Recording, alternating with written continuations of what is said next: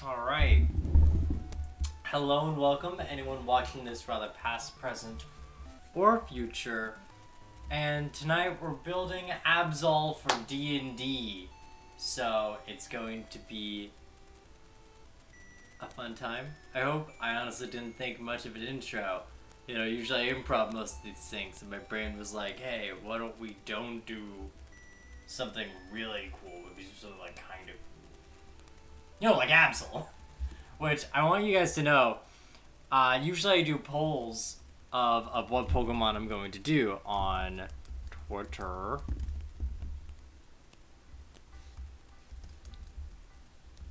Hear me out. Is it lowercase? Because I know I did something with Nightbot, but I don't remember what I did. Alright, cool. I will then manually do the Twitter, because I guess that's also cool. But I do these polls every Sunday, and Absol won by like a fucking landslide. Like I think he got about like 50% of the vote, where like everyone else got like maybe a quarter. So he at best got double the votes than both Zubat and Murkrow, which are long-standing contenders. So pretty interested to see how this build will go. Now, I think we should just remove Magic Pan, remove Miscellaneous, and let's open the interwebs. Now we will have to say hi to Giovanni first. Hi Giovanni, how you doing? Oh, I just self-proclaimed strongest Pokemon trainer. That's so great. Wow. But yeah, we're doing Absol tonight. Now, what are our goals for Absol? They're gonna be kind of simple. One, we're gonna be needing to be a slashing fiend. After all, the main gimmick of Absol is Absol gets a lot of not slash moves. And by that I mean moves that are slash. But we made him a different type now. So now he can get a lot of crits with type diversity. Additionally, we need to be able to see into the future to predict disasters in some shape or form. Additionally, we need to use the power of these natural disasters, because one thing I really like to do when I'm making these builds is one, I look at like the consistent lore and what aspects of this Pokemon are consistent or just kind of brought up more than once, and roll with that. And I also like to use some of the movesets as like inspiration. And I really like the idea that Absol can learn a lot of these like powerful moves like Thunderbolt and Blizzard, or like these things that seem, you know, these more elemental attacks. Because I don't know, I like the idea of that Absol can not only predict these natural disasters, but also be able to use them for his own purposes. I don't know, I think that would just be neat. I also like to point out in predicting disasters, I know I've been posting this a lot when I've been talking about Absol, but like the realization I had when making a list of like, oh, Pokemon I'd like to do for D&D builds, and Absol is just the Mothman, but like as a dog and with a scythe on his head. That's just what Absol is. Because if you don't know the lore of Absol, here's the basic sitch. Absol is a Pokemon who detects, like, if a natural disaster is gonna, like, come soon with his, like, big-ass, it's considered a horn. So his big-ass horn can sense disasters happening. And because of that, he will attempt to go to people and try to warn them, hey, get out of here, like an avalanche is gonna happen here in like a few hours, you gotta go. And everyone's like, no! When this horrid beast came, the avalanche came down! And it's like, yeah, I know that. So it's like, a lot of people see him as a doombringer. And that's kind of how, like, Absol has, like, dark typing, because he's, like, this edgy anti-hero type vibe that I think a lot of people cling on to. So, yeah. Additionally, we're gonna find a way to Mega Evolve, because I think a lot of people forget that Absol can do that.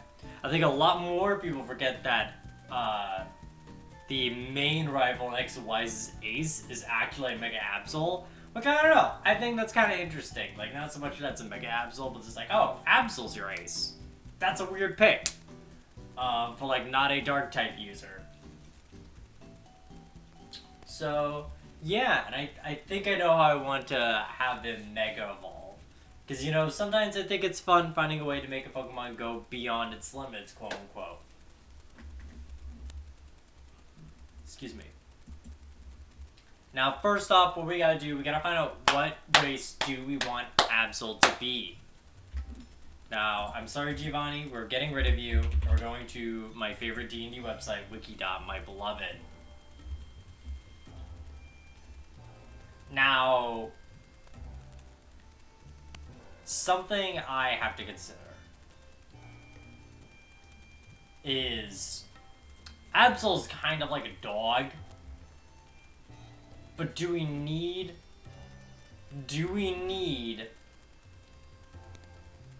custom lineage? Because I know when I did Subtile, as much as I was like, yes, sure, I needed to be a lizard guy, and keep that flavor, but I didn't want lizard folk. Here though, I definitely would probably flavor this more as a variant human reflavor. Because the thing you also got to keep in mind with a lot of these classes, or a lot of these races in particular, is that you could just reflavor them. Like, if I could count the times I've just reflavored Half-Orc as like a Frankenstein man, or just someone who is big, you know? So I'm gonna try and stay away from custom lineage. Because custom lineage is good. It's great. But I don't think it applies, and I think we could do a bit better having +1 and 2 stats. Because I think we'll need it. Because I know with Subtile we're doing a lot more mid-maxing. And for the build I have in mind with Absol, we may need to spread things out a bit more. So I think Variant Human would also just be the wiser choice. It doesn't mean we're not going to have Dark Vision, but it's okay, because we're just going to get the proficiency part.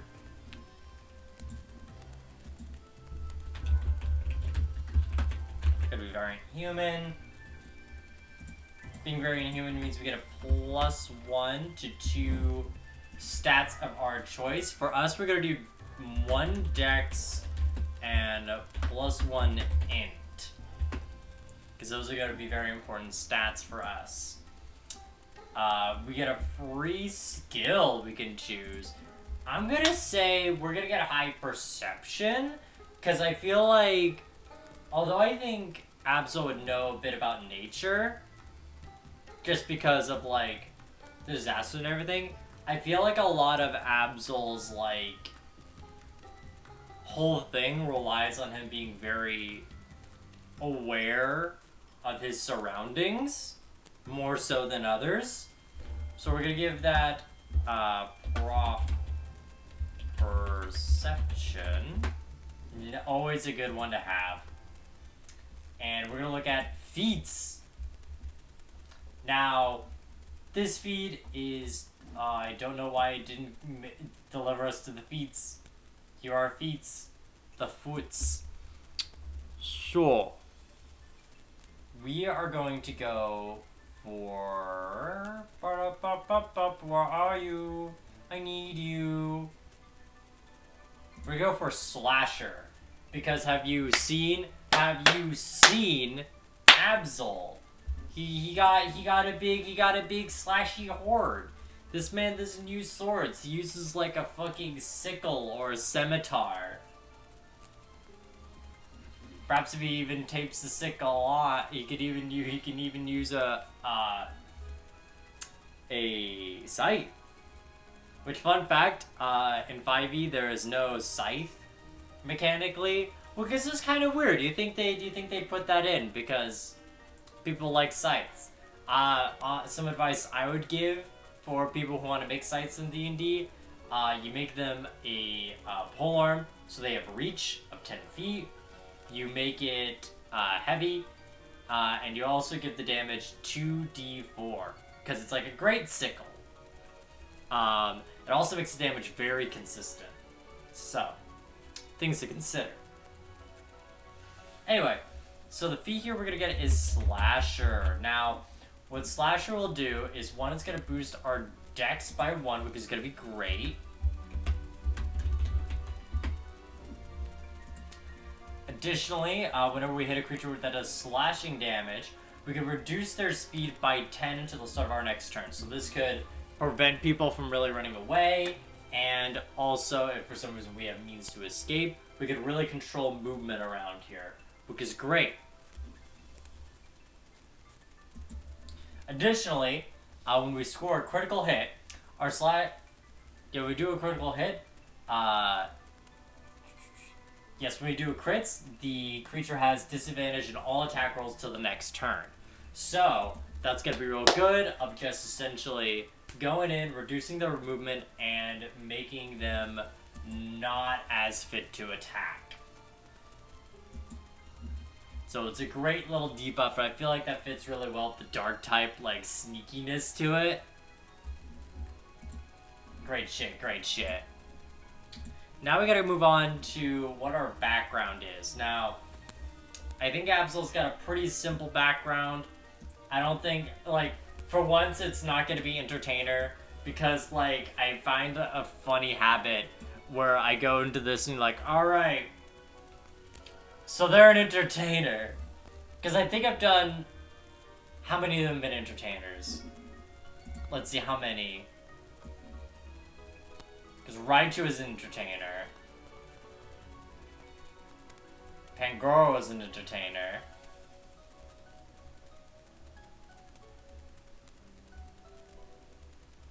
Let's see. Jigglypuff is an entertainer. And Mr. So 4 out of the now 10 Pokemon I've been making for D&D have been entertainers. That's a whole 40%. But still, I just find that funny. So, I think what we're gonna do is we're gonna make him a... Where are you? I need you. That's my favorite background. Where is it? Where is it? Where is it? Where is it? I think an Outlander. Yeah. So, this is basically the... What up? I was raised in the woods, baby! And yeah, because a big thing about Absol is usually driven out from society because people just keep on thinking that, like, oh, whenever this little dog shows up, something horrible happens. He's a harbinger of doom. The Pokedex commonly refers to him as a Doombringer. So we're gonna make this little Doombringer an Outlander, an outcast. And because he's been shunned by society sorry, I guess had the sudden moment of just thinking of JD Heathers. They don't think that a school is part of society, but that school was society. Anyway, so we're gonna get the Outlander background because basically I lived in the woods. With this, we're gonna get proficiency in athletics and survival.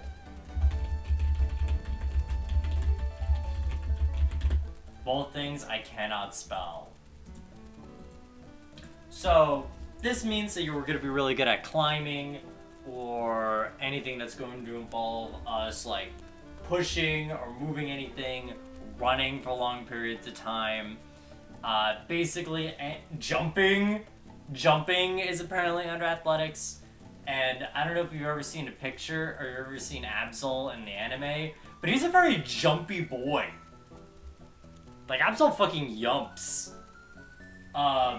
Additionally, we're gonna get survival, which means we just know how to live off the land, we can track people down, and we know how to,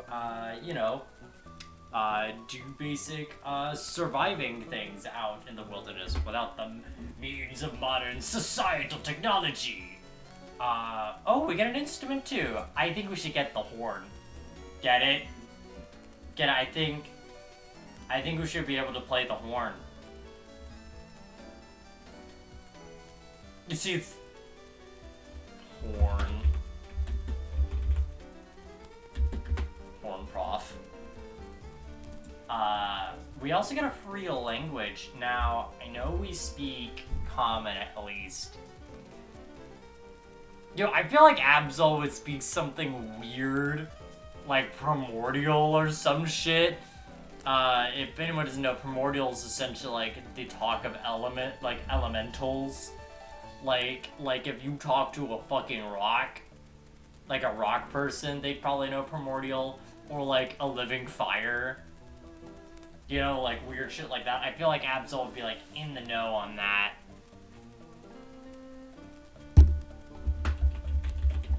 Primordial. The primordial soup. We're gonna get a staff, a hunting trap.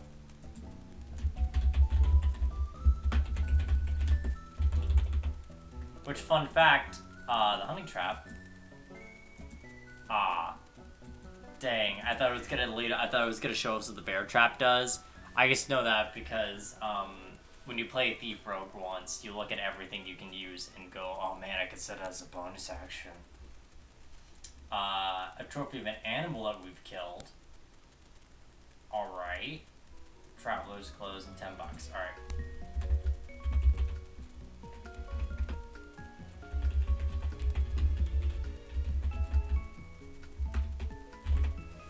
Do. Yeah, I wonder what kind of trophy Absol would get, because I imagine Absol is not territorial.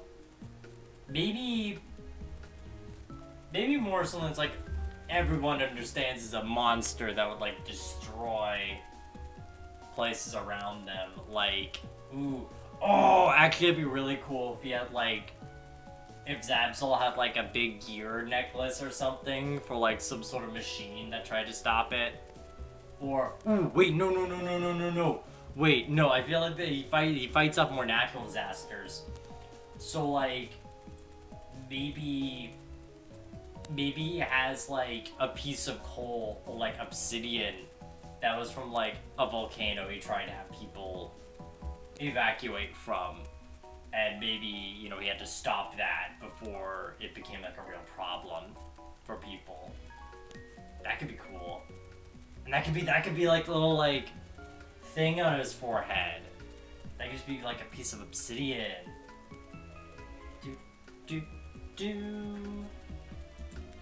Alright. So with Absol, I don't think it's gonna come to a big surprise that we're gonna go with Fighter. At first we're gonna be Fighter level 1. Player level 1. That's the name of the book that became a movie.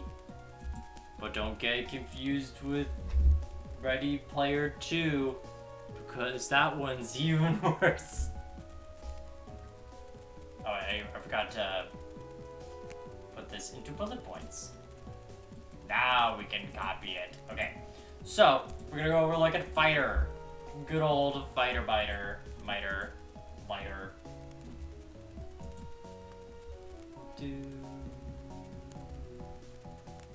So, we look at proficiency in all armor and shields. All weapons. All shields.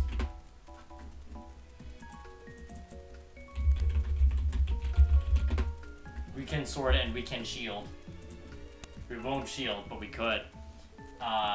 We get prof in...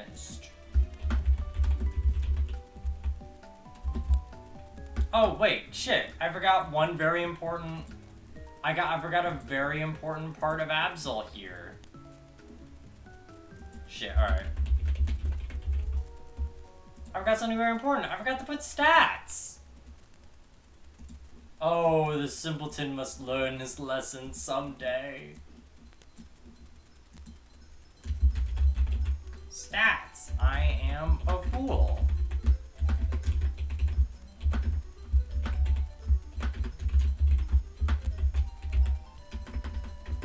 There we go. There we go. We done it. We did it. Now I look at standard array once again. Look at that. Look at that. The internet's learning. Alright. So. Alright, so.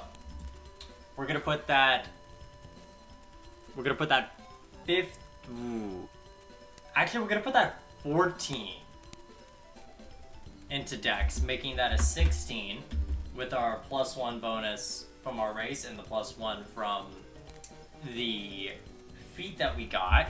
So that's gonna make it a +3. We're gonna put the 15 in Intelligence, making that a 16 with our +1.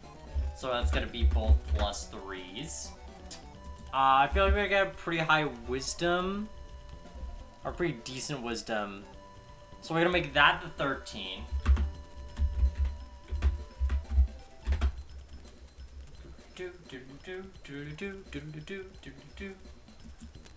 Feel like, yeah, we'll have. I feel like we'll have 12 con. Just a little bit of con as a treat. 10 in strength, so it's gonna be neutral. And we're gonna have 9 charisma. We're gonna have 8 charisma. It's always 8.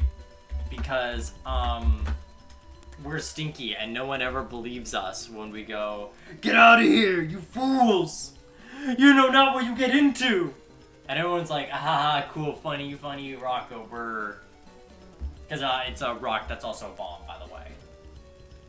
Anyway, we're gonna have proficiency in strength and con saves.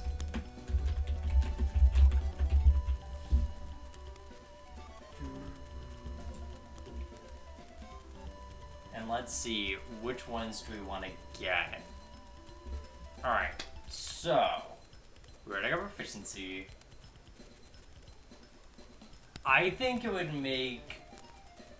Okay, so here's what I'm thinking, right? Like, acrobatics would be very choice for Absol, but also, like, the main thing that you use acrobatics for in D&D is really doing sick flips and escaping grapples. And I don't really feel like that's Absol. Like, I think Absol's athletic. I think Absol jumps and yops around. But I don't think he's, like, acrobatic. I don't think he's, like, I don't think he does, like, I don't think he's, like, super flexible. I do think he's got good insight. And I think he's actually got a probably decent understanding of history. Because I feel like, also, one fun fact they mentioned in one Pokedex is that Absol can apparently live up to 100 years. So, you know, I feel like rather, you know, how we want to do that, like, this could be a longer-lived person who's, like, a bit jaded, and, like, they've seen various points of history and have learned that, like, yes, these events do happen and they keep on happening, and that's why I'm here trying to protect people so we don't have them again.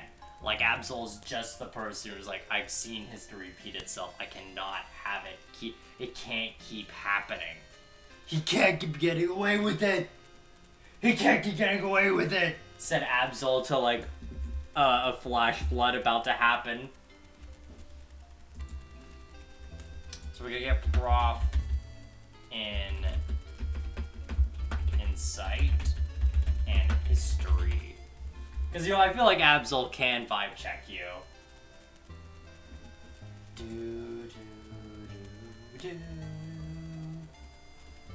I think we're gonna go for the leather armor build as opposed to chainmail.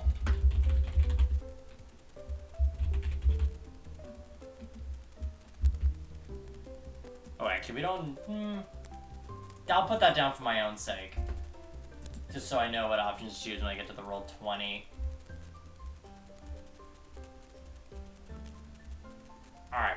Now, at level 1, we also get a fighting style. With this, we can essentially choose a small little buff that we can pick or choose from. The one that we're going to be looking at is dueling. So basically, dueling is whenever we make a melee weapon attack with a one-handed weapon and have no other weapon. Like, if we just commit to one weapon, we can get an extra +2 to the damage. So, say we're attacking with a scimitar, right? Whenever we attack with the scimitar and we don't have, like, we're not, like, dual wielding like Septile would. We're just using one scimitar.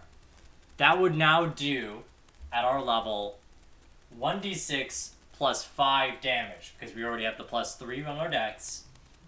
But now we add extra 2. Which is pretty solid. That's some pretty good damage. That's up to 11 damage. That can just very much murk a goblin and then some. Like, I think what you would have to do to roll a goblin kill, because, like, a goblin has, like, 8 hit points. That would be about... You'd only need to roll a 3 or higher to one-shot a goblin. So, consider that. So yeah, we're gonna get dueling as our fighting style.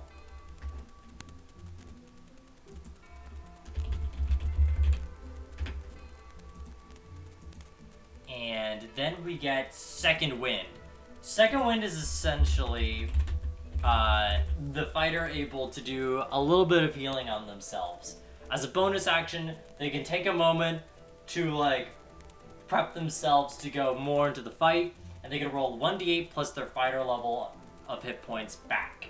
So, you know, in our case, it's only going to be a d10 plus 1, but also considering that we are a fighter, we've got, how much?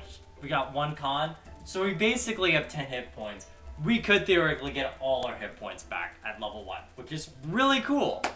And it's a good way to have the fighter have a chance to sort of undo a hit when they're maybe too far away from the healer of the party. So, yeah, it's going to be pretty simple. It's not going to be anything too crazy at level 1, but it's going to be a bit of a surprise. We are going to commit to level 2. That's right, we're going to be going to a fighter level 2. And at fighter level 2, we get Action Surge. Now, Action Surge is a very simple but very powerful ability, especially for this build, and as we go further, you may understand why. But Action Surge essentially lets you have a second action. Not a second attack, a second action altogether. So it basically means once per rest, you can have 2 turns at once. And what this could look like a lot of things. For our case, at level 2, it simply means we could do 2 attacks at level 2, which is really powerful. Especially when we're working with our scimitar, does a d6 plus 5 damage. That could be, if we hit all of them, that could be 2d6 plus 10 damage. Very nice, very solid. Additionally, this could also mean that, you know, if we need to do something that's, like, seemingly impossible in the moment, we could do that. Like, if we need to hit, but we also need to back the fuck up. Like, we need to get the fuck out of there, but we really want to fuck this guy up. We get attack and then use our action to also disengage. Because we're not a rogue, we can't do that as a bonus action. We also could do something like, you know, maybe I want to set something up with like a grapple, and then I go wild with an attack. Or maybe, when we get some more things later in this build, you'll understand why Action Surge is going to be a really big thing. Additionally, even with just Fighter, one thing I'll acknowledge at level 5 is when we get extra attack, those attacks are per action. So, say when we get to level 5 and we'll get an extra attack, those 2 attacks are 1 action. So with an Action Surge, we could potentially do 4 attacks. So, that's always good shit. That's pretty much it for level 2. We don't get anything else. By level 3, we get, we get our subclass. Subclass, baby. And for this, I did debate a bit of what I wanted Absol's subclass to be, because I was debating between 2 options. One of them was something we've seen here before in building D&D, which is Champion. Champion is essentially a fighter class where most people would pick, so we can get an expanded crit. Essentially, its main gimmick that it lures people in is that it makes anything, usually in D&D, a natural 20 is a crit.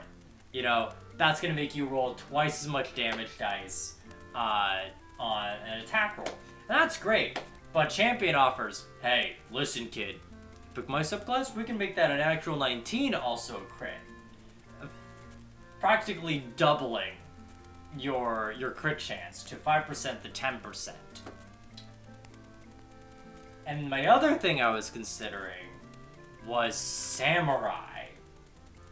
Now, Samurai is a weirdly named subclass because it's not really about being a samurai per se, but they just say it's a samurai. It's a really cool class, but essentially its main gimmick is you get something called Fighting Spirit. And when you use Fighting Spirit, you gain about 5 temporary hit points, and all your attacks for that turn have advantage. And throughout a rest, you can do it up to 3 times per long rest. So you get to use it a fair amount of bit, even at the beginning, which is very nice. And also later on, get some cool charisma buffs based on wisdom, which is really nice. But then I thought about that, I was like, okay, I see Absol being a lot more wise than charismatic, but I don't see him being able to be sort of a diplomat in that sense. And even though I do like the idea of Absol being able to go knucking futs if he wants to really fish for crits with advantage, I think the idea of having more passive crits is a bit more Absol-like, because some aspects you gotta consider about Absol is not only his moves, a lot of his moves have high crit ratio. Like, in his moveset alone, he learns, like, Slash, learns Nightshade, which is, or Night Slash, which is Dark type Slash, and, like, Psycho Cut, which is Psychic type Slash. He learns 3 variations of Slash. And it's like, yeah, no, he's going in for crits often, and he even gets an ability if he doesn't have pressure. It's Super Luck, which essentially raises the chance of crits anyway. And look, I see Absol's got 2 abilities. He's got Super Luck, and he's got Pressure. I have no idea how to convert Pressure into D&D. Pressure is essentially an ability Pokemon where when you're around them, Pokemon will use twice as much of their PP points, their power points, when using a move. So say if you have a move that has like 10 power, instead of using the 1 when you use it, you would use 2. So yeah, I don't know how to do that. I would have to do something with affecting spell slots, but I don't think I could do that. Rules is written. So we're gonna go more with the super luck angle, along with a lot of his just funny little high crit chance. So we're going champion. So we're gonna get crits on 19 through 20. We're gonna space that as natural, just so the people at home can clarify. Gonna see if there's anything else. Nope, that's all we get at level 3. But hey, that's really good. That's gonna give us a lot more chance to get crits. And again, for a reminder, if anyone who's not familiar with D&D, a crit tends to be just twice the dice. So, in our case, with the scimitar, instead of 1d6, it's gonna be 2d6. Now, of course... Oh wait, I actually want to check some wording here. Is it just any crit? It's only on weapon attacks. Got it. Got it. Weapon attack score crits. 19 to 20. That may be important later. But yeah, it's important to know it's natural. Yes. Yes. But also keep in mind, your DM may rule crits differently. But either way, it would mean you'll always get them at those rolls. And I believe if it counts as a crit, it will just hit no matter what.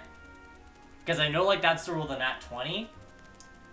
With the nat 20, it will hit no matter what the AC is. So I'm presuming the 19 would work the same way, even if it would not normally hit that creature's AC. So, another thing to consider is it's going to be more likely for you to hit, even if the AC may be, I don't know, let's say 26. But even with a total of 25, you'd be able to crit anyway.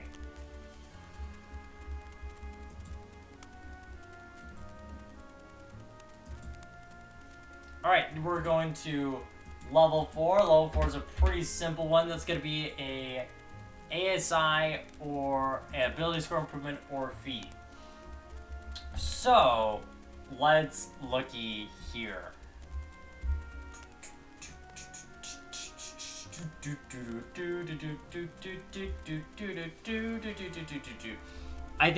I think right now, just boost that dex. Make that dex real good. Never hurts to min-max just a little bit as a little treat to yourself. You've worked very hard for it. We're just gonna do simple ASI plus 2 dex. Just hit real good. Hit a lot harder. Dang it. Paste it.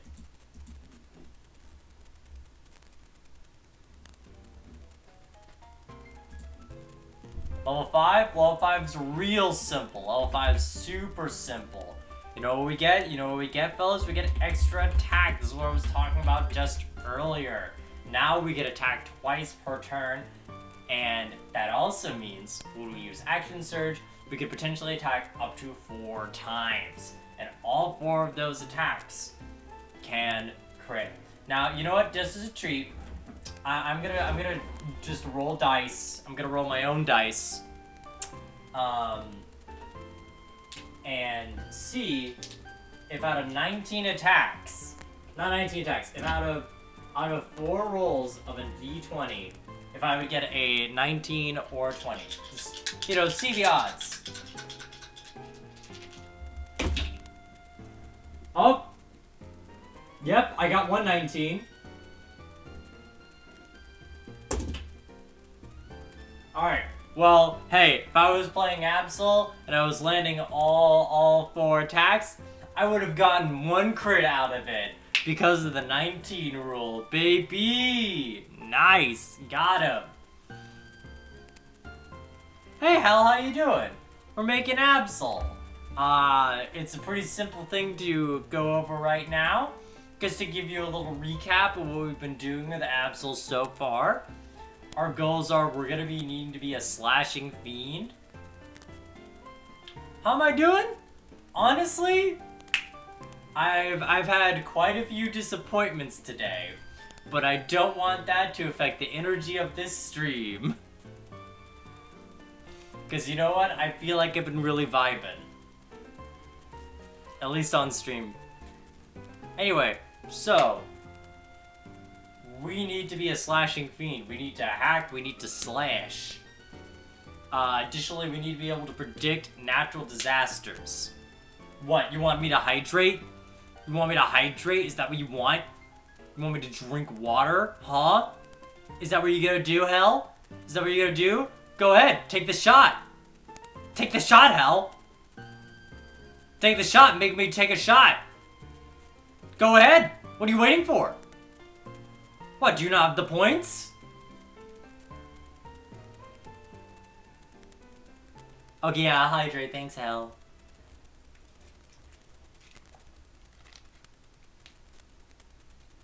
Oh, fuck yeah, dude. Congrats.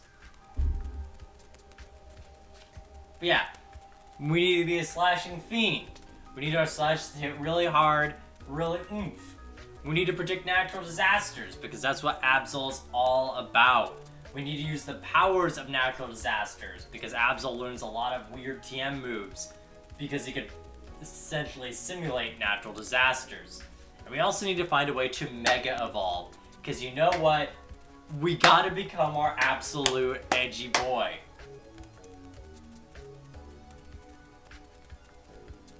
Oh, powerful.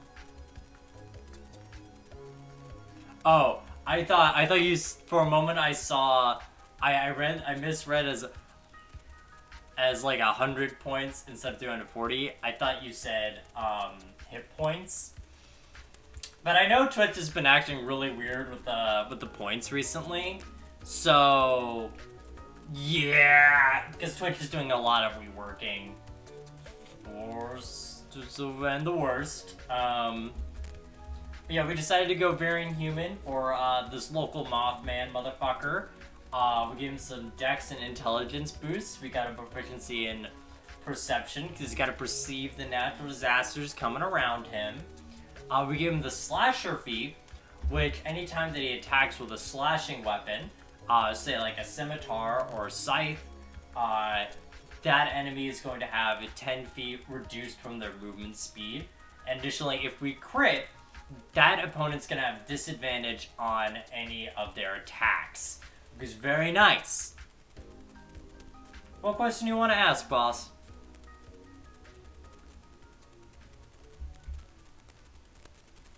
Additionally, we made Absol an outlander, so he's just been out in the woods being rejected by people because he's telling them that, like, hey man, a lightning storm's gonna come by and probably strike your house. And they're like, nah, it's never gonna strike my house, get out of here. Oh no, lightning struck my house because this kid appeared, get him out. Have you ever thought about working abilities into your builds? I was actually talking about that. So as we go to this recap, I'll talk about that because Absol has two abilities. One of them can be adapted, the other can't. So here's our stats. We got a little bit of an ability score improvement, but right now our Dex Intelligence is looking really good, and we'll find out why. We start off with Fighter. We mostly at this point get some extra proficiencies with Insight and History. We get some Strength and Con saves, and we also pick up Dueling. It's a fighting style, so now whenever we're using only a one-handed weapon and having no other weapons in our hands, we can deal an extra 2 points of damage whenever we hit. So say if we hit a scimitar, it's not going to be a d6 plus 5 instead of just a d6 plus 3. So it's really good. Really good for the damage. Additionally, we get second wind, so we can use a bonus action to roll 1d10 plus our fighter level. So that's going to be a good amount of health no matter what level we're at. Then we get Action Surge. Action Surge is a pretty simple ability. We get 2 actions in 1 turn. And this charges between a short rest and a long rest. So this could let us attack, say, when we're at level 2, we can attack 2 times for free. It's great. You can also do anything that is considered an action when you use Action Surge. At level 3, we picked the fighter subclass champion. This lets us crit on 19s and 20s, essentially doubling our crit chance. Now, I had a debate between which subclass I wanted to go for. If I wanted to go for Samurai. Samurai is a weird class because it says it's about being a samurai. It's not really about being a samurai at all, actually. But they decided that's what it's about. I'll think of the hydrate. But yeah. Essentially what that class does is you get a gimmick called Fighting Spirit, and up to 3 times a day, you can get advantage in all your attacks. And that's really good, and that can boost the shit of crit. That can boost the chance of crits as well. But, thing with that is, I really like the idea of passive crit bonus, because not only does Absol use a lot of crit-based moves, such as like Slash, Night Slash, and Psycho Cut, Absol has 2 abilities. And one of them we get adapted to D&D, and that's Super Luck. Super Luck initially has every move treated like Slash, where every move has a 1 chance higher for critical hits. And I'd rather that for the subclass, as opposed to only we could decide 3 times if we're going to be really good at crits. If that makes sense. The ultimate ability that Absol has is Pressure, but Pressure's a really weird ability for D&D, because how Pressure works in Pokemon is that it drains 2 power points instead of 1 for every time you use a move. And we don't really have a way to do that in-game, especially as a player. And the best way we do that would be if it affected spell slots, but yeah, we can't really do that part in D&D. So we went more for the Super Luck angle. Then we just got a buff to our dex, make that a little better, make our attacks more accurate, and make them hit a lot harder. Now they hit for, I believe, a d6 plus 6. Yes, a d6 plus 6. And again, mind you, with Action Surge, that could be, if both of them hit, 2d6. Here, why don't we just put damage here? No, we'll put that in the next one. And the next level we got extra attack, which means we can now attack 2 times per round. And if we Action Surge, we can stack that. So normally 1 action we could do 2 attack rolls. But when we use Action Surge with our extra attack, we can now attack up to 4 times in 6 seconds. So if we hit everything, we would then do 4d6 damage plus, so we'd have 4 decks now, 4 of them 12. Give me 12 plus 8. So that means we're doing, if all the attacks hit on an Action Surge, that is a 46 plus 20, which is a real big oomph. Average damage for that would be about, so we get, the average of a d6 is 4, so that's going to be 12.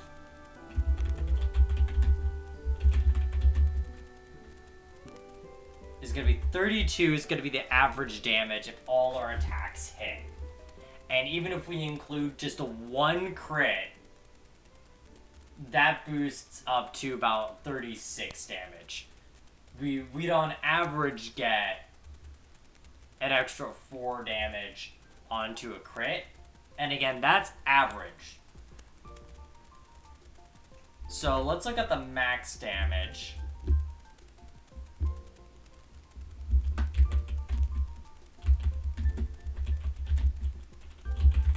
Let's go, like, alright, best case scenario. We got 4, 19, and 20s. We are playing God. We're going absolutely nuts. What is the best case scenario number we're looking at? So in that case, that would be then, yeah, let's go all max damage. So that's going to be then 8 times 6. That's going to be about 48. So 48 plus 20, that would be 68. Like, if luck is on your fucking side, the most you could ever do at level 5 is 68. And that's a lot. That's a lot of... Like, that could take out a CR2 creature one round. Very easily. Hell, I think you could take out, like, a CR6 mage one hit like that. Like, you could do... You know what? Let me just pull up CR2 creature. Let me just look up 5e tool. Yeah, we'll go to the bestiary. Fuck around, find out. Let's see what we can one-shot with that. Let's see.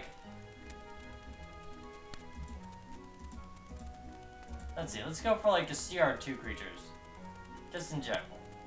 See if I'm in the right area here.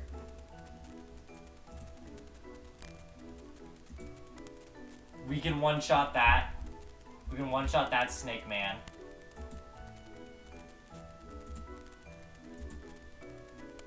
Alright. We can one-shot a Priest.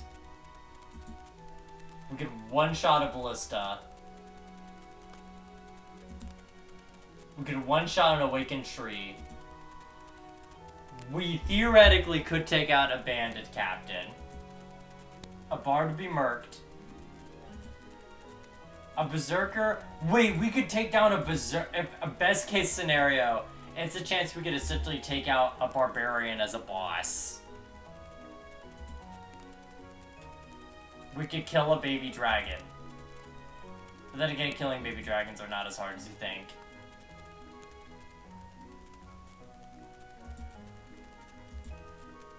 Yeah, like, we could really fuck shit up.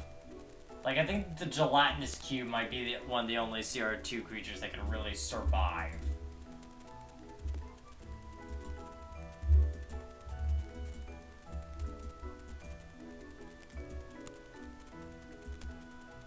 Yeah, fucking wild. But again, that is max damage. Theoretically, all the attacks crit. And we did max damage. Like, that would be absolutely insane luck.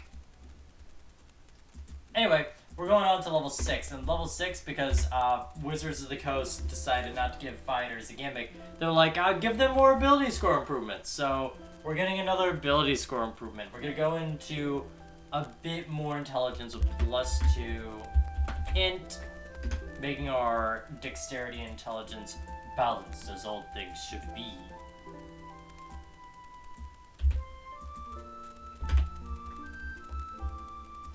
That's gonna be all we get at level 6. But that's gonna warm us up very well for... It's not gonna be fighter anymore. We're going over to Wizard next. That's right. Wizard. Now, you may ask, hey, Pan, why are we going over to Wizard? You emphasize that, like, Absol's gonna be using a lot more powers of nature or natural disasters. Why are we going over to Wizard? And there are two answers. One you're gonna find out next level, and one immediate one I can tell you is that I looked at the Druid spell list, and I looked at what I wanted Absol to be, and surprisingly, Druid spells didn't give me the flavor I wanted Absol to get. And I was thinking also for a period of time, like, oh, should I triple class again? Go to that absolute nightmare? But that would make the stats super spread out. Excuse me. And, like, Druid doesn't really work because I can't really see the wild shape being, like, super practical for him. Because this whole thing is not about, like, being a fucking bear, you know? Like, he's attuned to nature, but I don't think he's an emissary of nature. But of course the thing is, too, we could also reflavor Wizard a lot. Like, we don't have to have it be like, oh, you see, Absol's a scholar. Like, we could just make Absol, like, learn more about the natural world, and that's how he gains power. So, once again, I'm going to explain the spell book. So, wizards get a spell book at level 1, where essentially... Catch Ultra Ball. Where essentially they have a little book where they have all their little spells. At level 1, they're going to get 6 spells for free because they're absolute chads. They can know so much with their massive brains. And with the spell book, every time they level up, they're going to get 2 free spells added to their spell list. But if they felt like, oh, dude, I really want to learn how to, I really need to learn how to charm person. I need to get in this one event, but I'm not charismatic. How do I have a better chance? You could find a scroll either by exploring and adventuring or going to like a person who's willing to teach you spells, pay about 50 gold per spell slot, get some 2 hours in, bada boom, bada bang, it's part of your book now. And if for some reason the book ever gets destroyed, you need to spend 10 gold per spell you want to copy back in. So, with Wizard, it gives you a lot of flexibility of how many spells you want to add. No, I probably may have just said, hell, you could have. Oh, thank you for the hydrate.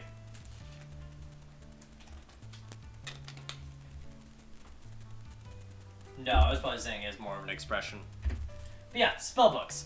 Basically, it's going to be your bread and butter, and it's going to be how you're going to cast spells. Or how you're going to know about your spells. You can also use the spell book to prepare equal amount of spells to your intelligence modifier plus your wizard level. If for some reason your spell book is destroyed, you can't switch around spells. So, you know, really, it's probably not going to be super common. Your DM's going to go after your spell book, but for some reason, if you're like caught in a massive fire and your book's gone, or like you were careless with it and your DM punished you for being careless, you would have whatever spells you would have at that time prepared and only have those memorized. Think of it as like whenever you prepare, like start up the day and you want to remember like, oh, here's the trick how I do this spell. Got it. Yeah, no, I'm good. I got that. But like, say, you don't always have those, like, tricks always prepared, or you're really rusty on a spell. That's how you sort of pick up on your little shorthand and your formulas and the like. So, anyway, we get a lot of that. So, we're going to move over to Wizard, because Wizard is pretty overwhelming at first level. Fun fact, when I was in Wizard High School, I thought, man, I'd like to play D&D, which in retrospect is really good. I didn't do the D&D club at my Wizard High School, mostly because they only did it at lunch, which is only in 45-minute intervals, which is no way how to run a campaign at all. That is not a way to play D&D one bit. So there's that. But also I definitely wanted to play a wizard at first, and I think this would have been a point where 5e may have just, like, existed, but people were probably still playing 3rd edition, and that was even more overwhelming. But we're going to be looking into cantrips. We are going to get about, I believe, 3? Let's double check. Yeah, we get 3 cantrips. Okay, cool. So, you may remember some of these cantrips around, when we were doing, when we were working with, Mr. Mime. So, we're gonna pick up 2 very familiar cantrips. We're gonna be getting Booming Blade. Now, how Booming Blade works is that we use our action to brandish a blade with some magical might, and we attack someone, with normal damage, and when they move, they'll take a d8 of thunder damage. Now, I will say, at first, this is going to be a bit of a debatable debuff, because we're sacrificing 2 attacks to do 1. And we're doing, because normally we'd be typically doing about 2d6 damage, you know, plus like the 12. Or like 2d6 plus now, I believe. Yeah, 2d6 plus 8 damage, usually. And we're sacrificing that to do 1d6 damage. And potentially, if someone moves, another d8. Which isn't that bad, but I wouldn't get that plus modifier. So it'd be about, at best case scenario, 1d6 plus 6 plus 1d8. But we'll have to wait a little bit, because cantrips do scale, and at level 5 we'll add that thunder damage onto that attack, so that could compensate. And another thing I also want to consider or pitch to you is that we can't action surge. It may not be the wisest choice to do so, but we could action surge, do this, and our attacks.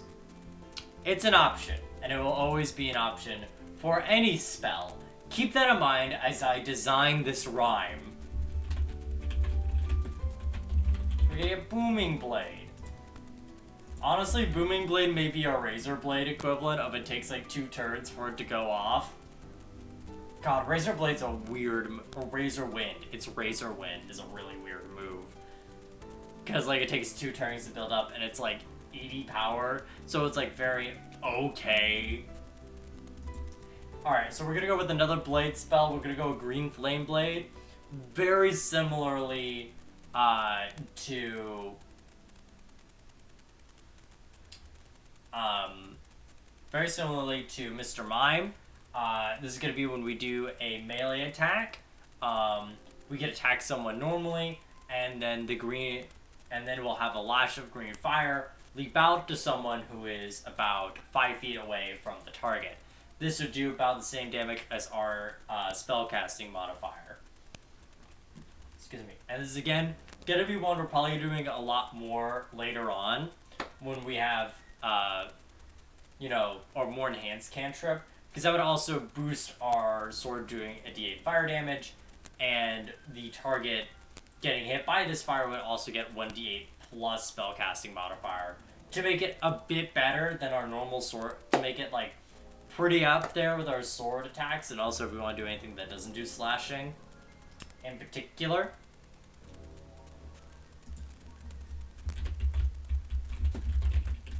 Yeah, so far these cantrips are more long-term investments, but I swear they could be worth it. Maybe. They're options. And the thing is, too, they're cantrips. We don't have to use them if we don't want to. You know, they're options. We're not really here for the cantrips.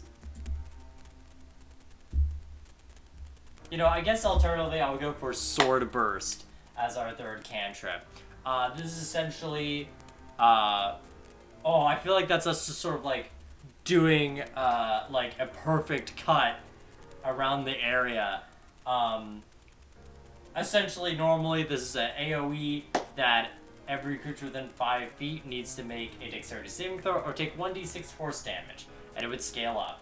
So this is I guess if we don't want to burn action surge really early and want to hit like a variety of targets, this is an option.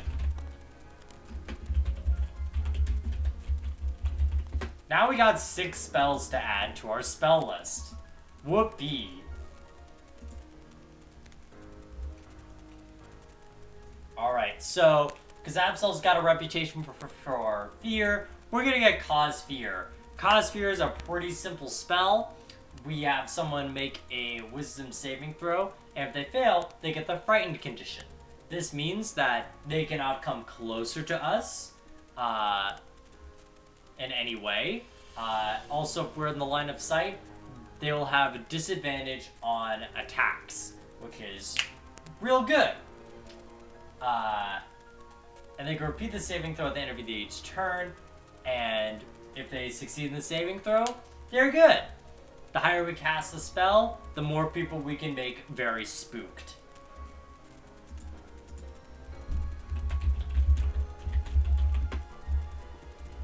So I feel like that's the spell that Absol picks up, like, You want to be afraid? I'll show you something to be afraid of. Like, you know, that lovely edgelord move. Let me see. What else do we want to pick up at level 1?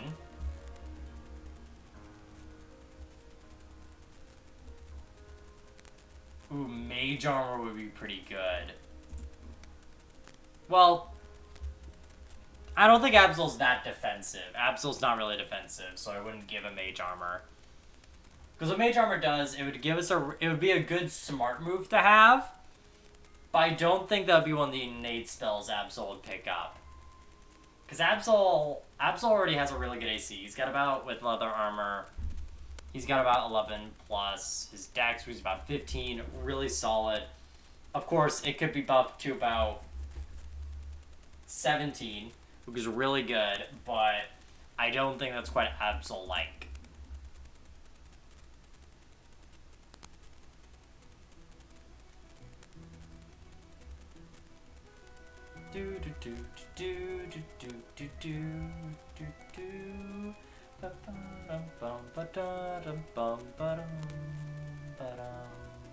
I think we could get Fog Cloud, because Fog Cloud is essentially a good getaway option. Fog Cloud is essentially your smoke bomb, where you make like a 20-foot radius of just obscuring mist that you can just sort of blend in and run away in. Perfect for cover. I feel like this is a good start of Absol, like starting to like use the elements around him, like fog that you couldn't quite see through, to either like blind enemies or make for cover of the darkness. Just know if you have a really strong breeze, that can blow it away.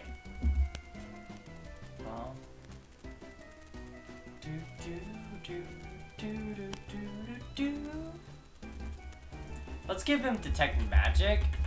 Detect Magic basically lets you know there are things that are magical, and you get to know what class of magic it is. So if you see a cursed wand, like, you can see a wand that's like made out of like someone's spine and skull, and you're thinking like, oh fuck, this is necromantic. But you can find like, oh shit, it actually has conjuration magic. Maybe it's summon stuff, you know? It can give you an idea of like, hey, I think something's gonna go, I think this is what this might be. And you get to do that for anything that's within 30 feet of you. You get to know the magic, at least what category of magic it is, for you to make very educated guesses. You also don't have to touch it, unlike Identify.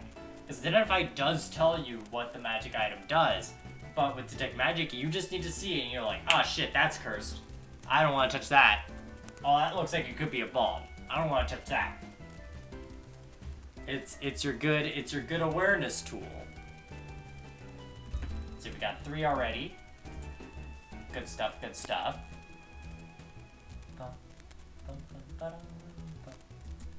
I think I'm gonna go Frosty Fingers over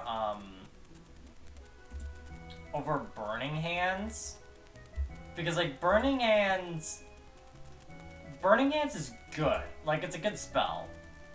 Yeah, just 3d6, very solid.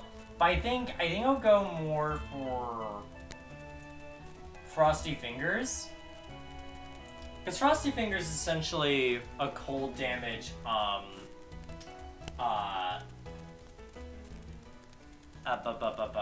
Burning Hands, where essentially you get a 15-foot cold of cold energy, and the opponent, everyone in the cone needs to make a Constitution saving throw. If they fail, they take 2d8 cold damage. On success, they take half. Any non-magical liquids freeze that aren't being carried or worn. So if you did this on some water, that would become some pretty slick water, son. Or, and it just says liquids. I guess you can freeze magma doing this.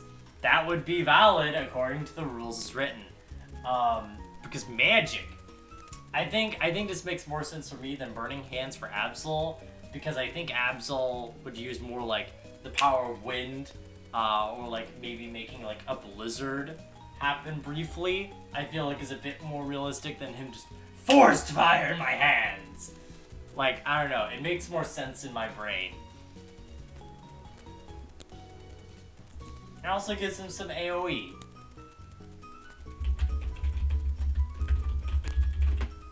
Let's see, so it's 1, 2, 1, 2, 3, 4. Alright, we got 4 spells down.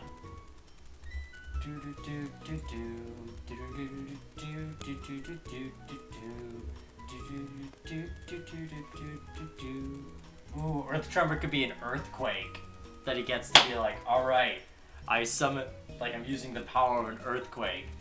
You can cause a tremor in the ground that reaches a 10-foot radius. Each creature other than you in the area must make a dexterity saving throw. On a failure, each creature takes 1d6 bludgeoning damage and is knocked prone. The ground in the area is loose earth and stone, and it becomes difficult terrain until cleared. So, basically, this isn't so much a big damage spell, but more so a spell that sets up, that can really set up for a lot of other players, giving them chance to go in, attack creatures while they're prone, and also prevent them from really escaping. Additionally, remember, you have action surge. So, something you can do very early on is you can cause this earthquake with action surge, and then you can go in and do your 2 attacks on these prone targets. And mind you, prone targets have advantage if you attack them at melee. So, it could be a really good setup spell not only for your team, but also for you if you really want someone out of the picture. Also, the same can be said about a lot of these. Like with Fog Cloud, you could set up this Fog Cloud making people blinded, and you could maybe dash out if you need to. Frosty Fingers, you could like do this like blast of cold air and see like that person looks weak. I'm gonna take 2 people out of the cone with my multi-attack, which is pretty insane. Like, Eldritch Knight is really powerful for the idea of like, yeah, in later levels you could like fireball and then action surge and still to get like all the fighter benefits. But I really think that like wizard fighter combo can get way more crazy because you may be a bit more squishy, but if you invest in the fighter first and then go crazy on the wizard, you can set up so many crazy things and then finish off with an attacking action. Anyway,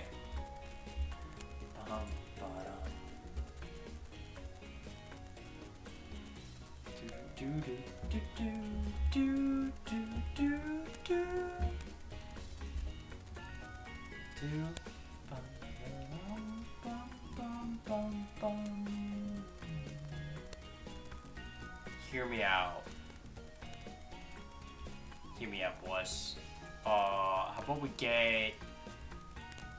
Where is it? How about we get Long Strider? Long Strider is a very simple spell, but hey, it's gonna make our movement pretty good. We touch a creature, it could be ourselves, it could be someone else, and we give them a 10-foot increase in movement, and it lasts for an hour. No concentration. It just happens. Which is great. It's always great to have some spells that aren't concentration, especially because Archon right now, not the best. It's like slightly above average.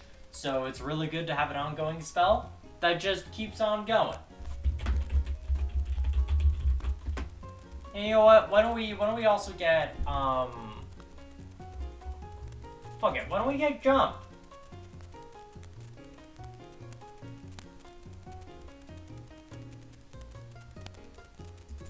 Jump's pretty simple. We just touch that creature, which could include ourselves, and for the next minute... Oh, it's only a minute? Man. Fucked up if true. Dude, I thought Jump was also for an hour. I guess that makes sense. But it's also just there. But we can tag a creature, and that jump distance is now tripled until the spell ends. So you can really go a bouncing and justify a lot of silly shit jump.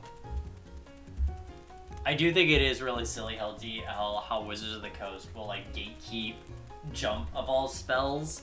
They'll oftentimes like make like the Ring of Jump like a very rare item, so you can jump at will, or warlocks could get an evocation where they can get jump at will, but only at 9th level. And it's like, hey buddy, jump's a first level spell. You give them Mask of Many Faces. You give them like the second best shapeshifting ability in the entire game for like at 2nd level. But jump, we all have to wait for jump. I don't know. I just think it's silly. All right, I think that's it. 1, 2, 3, 4, 5, 6. Yep, that's it. Wizard level 2. Now, a 2nd level wizard, we get our subclass, and this is one of the main reasons we wanted to go towards wizard. We're gonna go for a possible favorite, a possible enemy, depending if you're a player or a DM.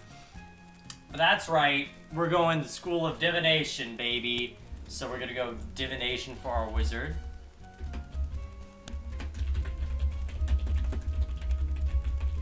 So, with Divination, first off we get a discount.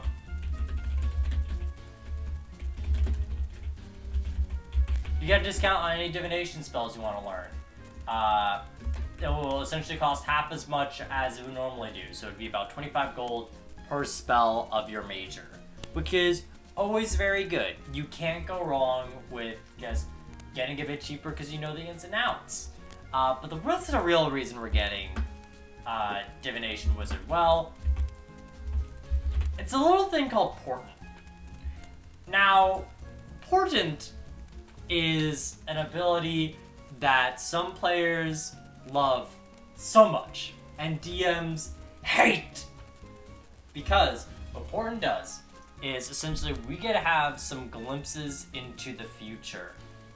When you finish a long rest, roll 2 d20s and record the numbers rolled.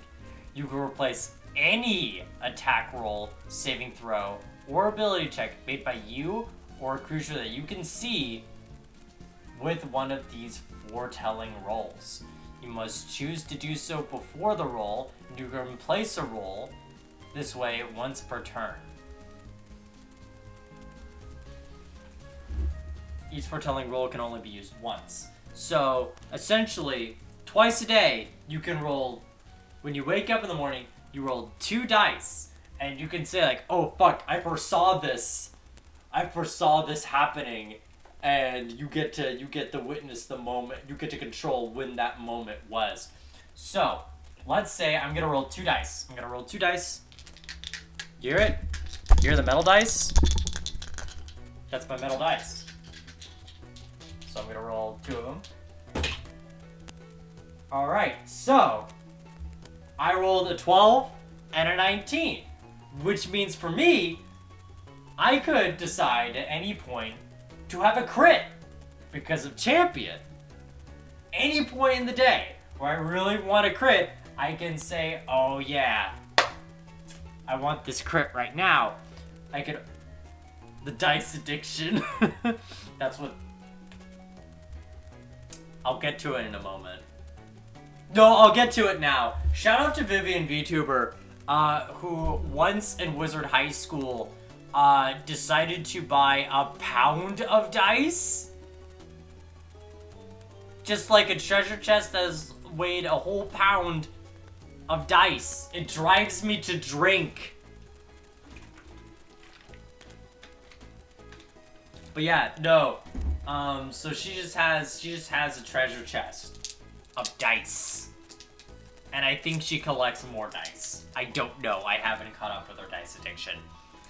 But yeah, it's a fun little shout out. But yeah, and the other dice I rolled was a 12. So that's not a bad roll, but it's like, hey, if I feel like someone's been having bad luck, That's a bit of a above average roll, especially if they have like modifiers to buff it. Could be really good. Could really help someone out. But yes, it's very powerful, especially because again, I rolled 19. I can decide to have a crit whenever I want that day. That's amazing. If you roll a 1, you could decide someone's going to fail something. Like you foresaw this tragedy occur, and you're like, no, it doesn't happen. I don't want it to happen. Yes! Yes! A pound of dice, 1 LB of dice. Not a dice set, just a pound of miscellaneous dice.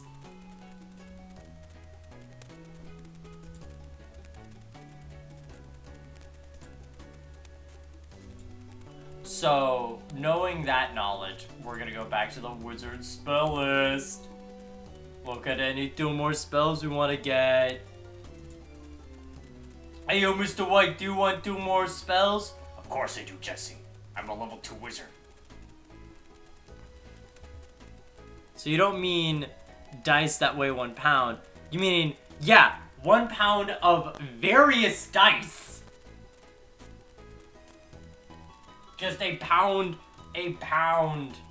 Like, as much dice as you can fit that would weigh 1 pound. That's how many she got. And this is like when we started, too. And if you ever told her that I said that, she would go, hush! Stop! No! Okay, I did, but stop!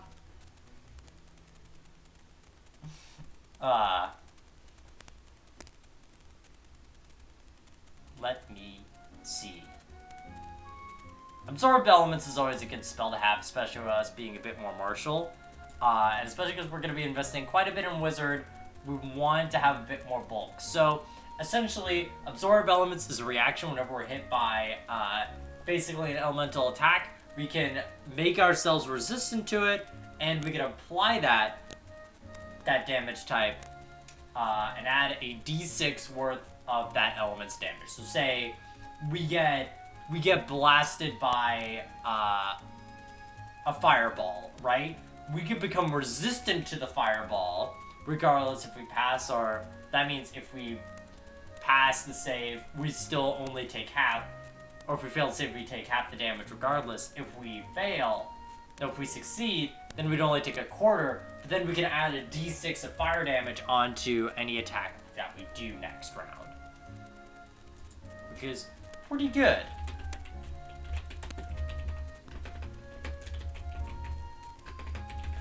And the higher level we do it at, the more d6s we could add at the elemental damage.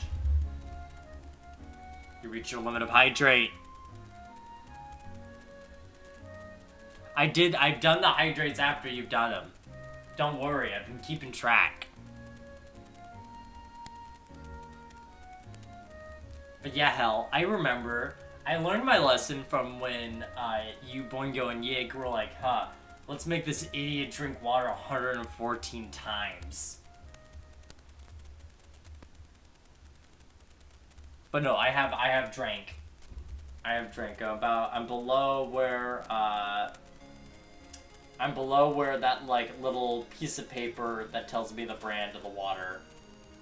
So that's about halfway. So we get absorb elements, and let's see what other spell should we pick up from level 1. You know, Absol I feel like would get alarm. So alarm. Oh, it was 116? Got it.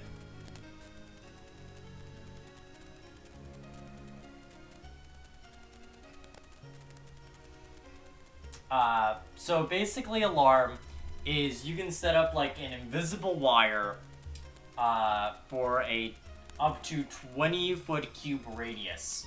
And if anyone you didn't specify, excuse me.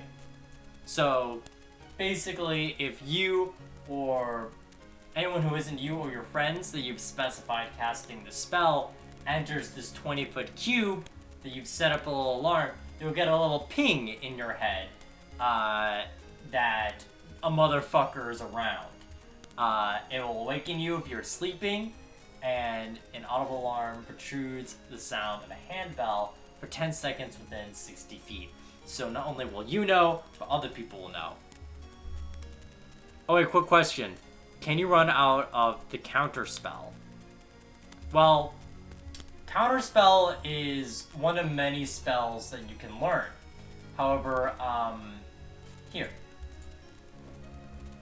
So, you see here, this is what your sort of table of spells look like. You can know X amount of spells, but the real thing you need to pay attention to is how many spell slots you can cast per level. Say you're level 5, and you're finally able to cast Counterspell, right? You only have 2 third-level spell slots, which means you can only Counterspell twice before taking a long rest. However, when you get to level 6, you can Counterspell up to 3 times if you're committed to just Counterspelling. If you went to level 7, you could Counterspell 4 times, because you can Counterspell you can use all your 3rd level spell slots to Counterspell, or you can use your 4th level spell slot to Counterspell and make it a better counter. So you can run out of Counterspells very easily, actually. I think Counterspell is probably one of the best ways to make your players burn their resources very quickly. Especially because if you counter their Counterspell, you have 2 players that potentially want to take care of Counterspell. And so you essentially take care of 2 of your players' spell slots. It's great. So I hope that answers your question. That yes, you can very easily run out of Counterspell. But yeah, we're picking up alarm. Also, things you gotta keep in mind if you ever play a character that has Counterspell, you need to see the creature cast a spell and immediately counter it. And it's also reaction. You can only Counterspell once per turn.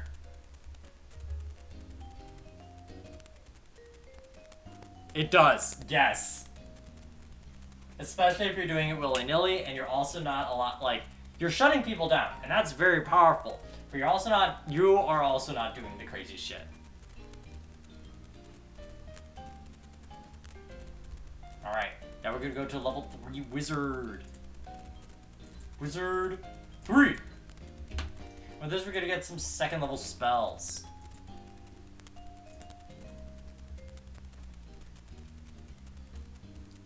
Wait, no, then why do some people spam Counterspell after each other? So, okay. Here's a situation that's happened with my Necromancer Yorick. So, D&D party. We're fighting one of the witches in the Witch Illuminati, right? She's gonna cast like a very powerful 8th level spell, right? And I don't want that to happen. So, I counterspell that. I roll it, I make sure that, yeah, she would not be able to cast this spell. As a result, she decides to counterspell my counterspell as her reaction. So, just to keep you in line, I don't want her to cast a spell, I cast counterspell. She doesn't want me to shut her down, so she tries to counter my counterspell with another counterspell. So then our artificer, our science boy, flying around like it's Legend of Zelda Breath of the Wild, attempts to counterspell her counterspell to counterspell me. And in doing so, the DM unknowingly burned 2 of our resources. Well, they only burned 1. But you may ask, why do players spam counterspells so much? Why would they do that? Simple. Sometimes they just don't want something to happen really, really bad. Like if if a monster, if someone casts their, like, you know, say like you're entering 5th level, you see someone casting Fireball, you just learned how bad Fireball is. You don't want Fireball to land on you guys. You try to counterspell that. You see someone doing a spell that's way out of your league, you want a chance for it not to happen. That's why a lot of people like to use Counterspell in particular. I think people don't understand. I think a lot of people get really butthurt about Counterspell, which is a bit of a shame, because Counterspell is really cool, especially how you want to flavor it. But it is sometimes the, no, you don't do this spell. I think my funniest Counterspell story, though, is one time, me and a group of players I usually play with, we had a one-shot, and one of the players uses a cantrip. So this is a spell. This is like a spell that you could do like literally whenever with no resources. They did like firebolts. They just shot like a little firebolt at like this general-looking lady, and she counterspells it as like a massive flex, and it's something I will never let that person live down, because I think it's so funny. Of like, and I cast to give you static shock electricity, and you go, no, counterspell. I need to establish my arcane dominance. Anyway, so we're gonna get 2 spells right away. One, we're gonna get we are going to get Mirror Image, because fun fact, Absol is one of the few Pokemon that learns Double Team naturally.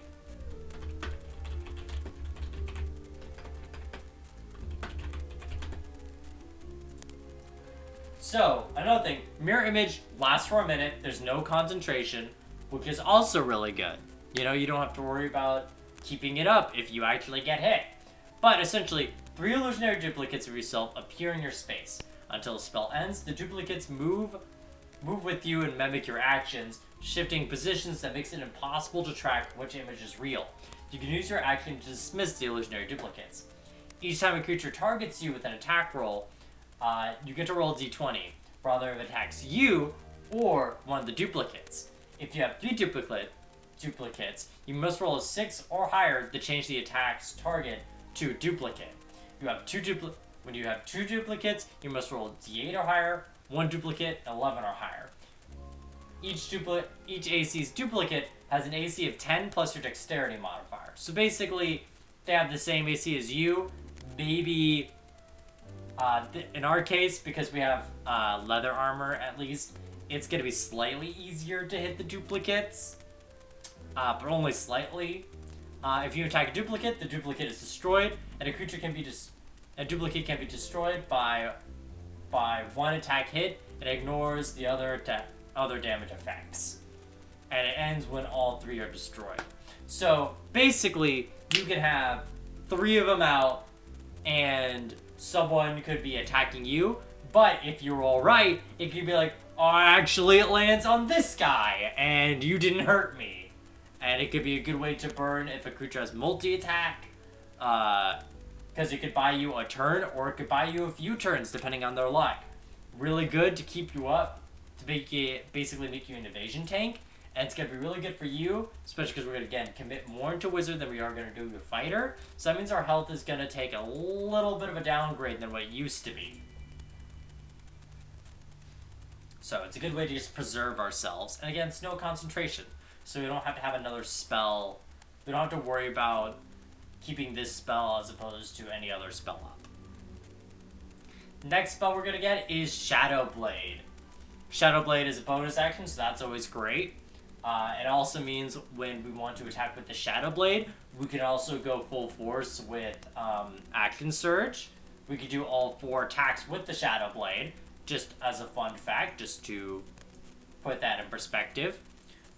So basically, you summon an illusionary sword, and as long as the spell is active, it could be a simple melee weapon. It deals 2d8 psychic damage on a hit, and it can also be thrown up to 20 to 60 feet. whatever it is in dim light or darkness, you also have advantage. So if you're being a real dark type, fighting in the dark, you could be attacking 4 times at advantage with a higher chance to crit, which is crazy.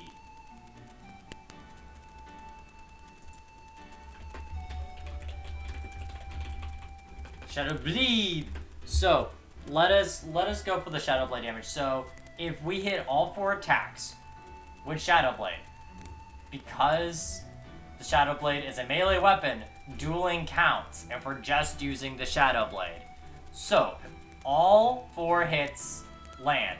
It would be D8, 8d8, which, mind you, is about as much as a Cone of Cold, a 5th level spell, plus, let's see, I think it's all 6 now? Yes, it's all plus 6, so it's going to be 12, 24. It's going to be 8d8 plus 24 damage if all attacks hit, meaning that we'd be doing, on average,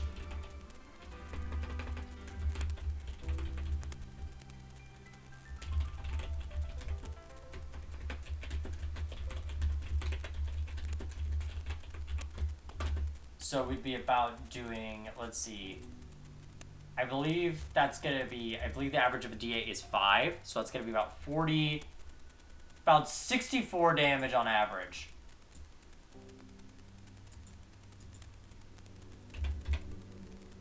Mind you, remember, our max damage possible at level 2, I'm sorry, our max damage at level 5 with just our scimitar was 68. Now our average of all attacks hitting with Shadow Blade is 64, a massive jump.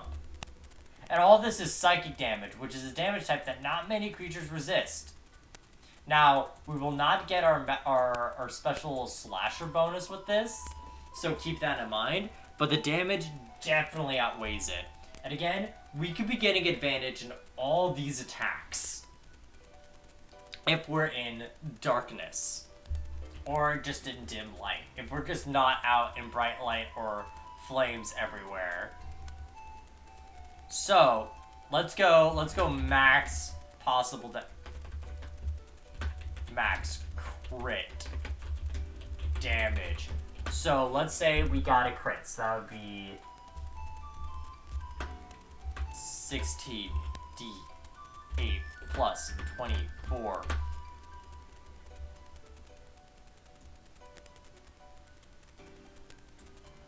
Wait, it would just be 16 times 8 if we got max damage. We got max damage.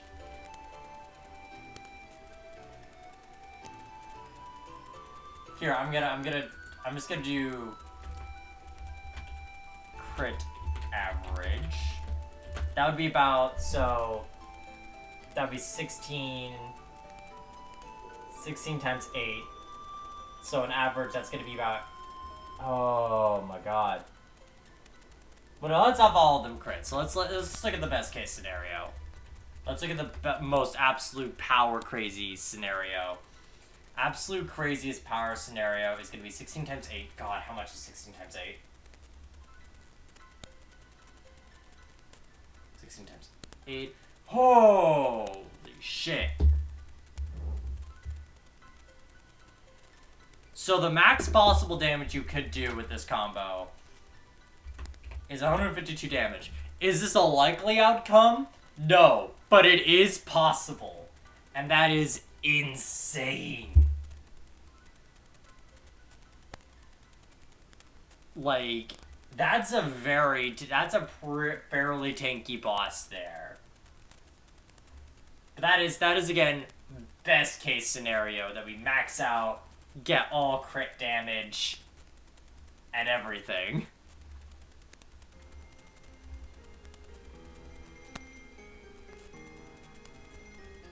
Alright, let's go to Wizard level 4. Now, let's see.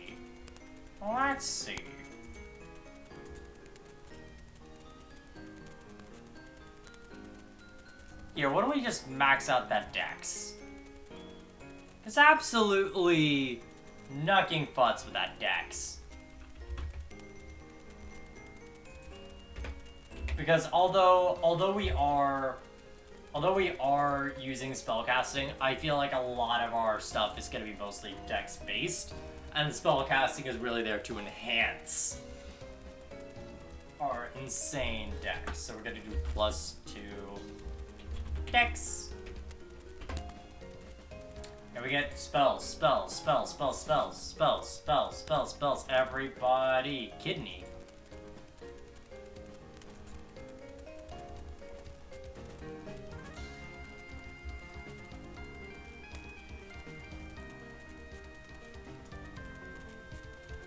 Let's see.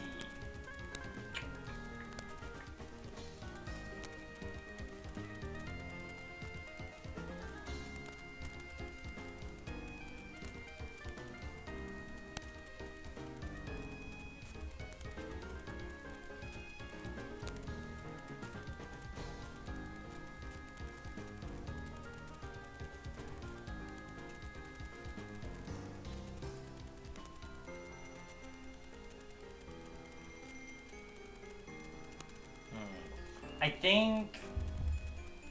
Okay.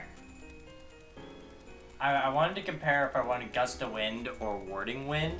Because essentially Warding Wind is essentially shutting down a lot of ranged attacks. But I like the idea of like sort of picking up the storm winds and everything that you've witnessed and trying to control that to do like collateral like damage control. So essentially you get a strong wind that takes a 60-foot line and is 10 foot wide, and you can have creatures that are go in it have to make a strength saving throw, or they're pushed 15 feet away from that direction. It is also difficult terrain in this windy space.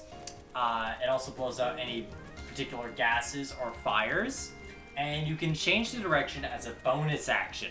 So you can really control the direction of where people are going in the battlefield.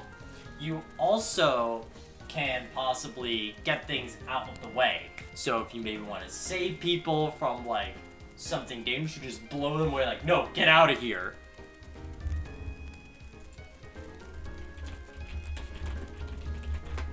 Like, I see Absol using this less as a like, I want you to get into a position, but more like, I want you to get out!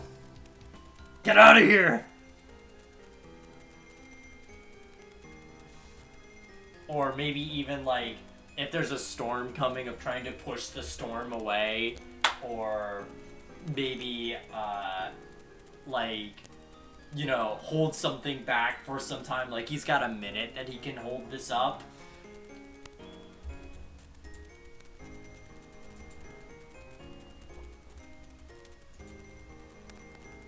Let's see, is that... Okay, he needs another spell that he needs to pick up.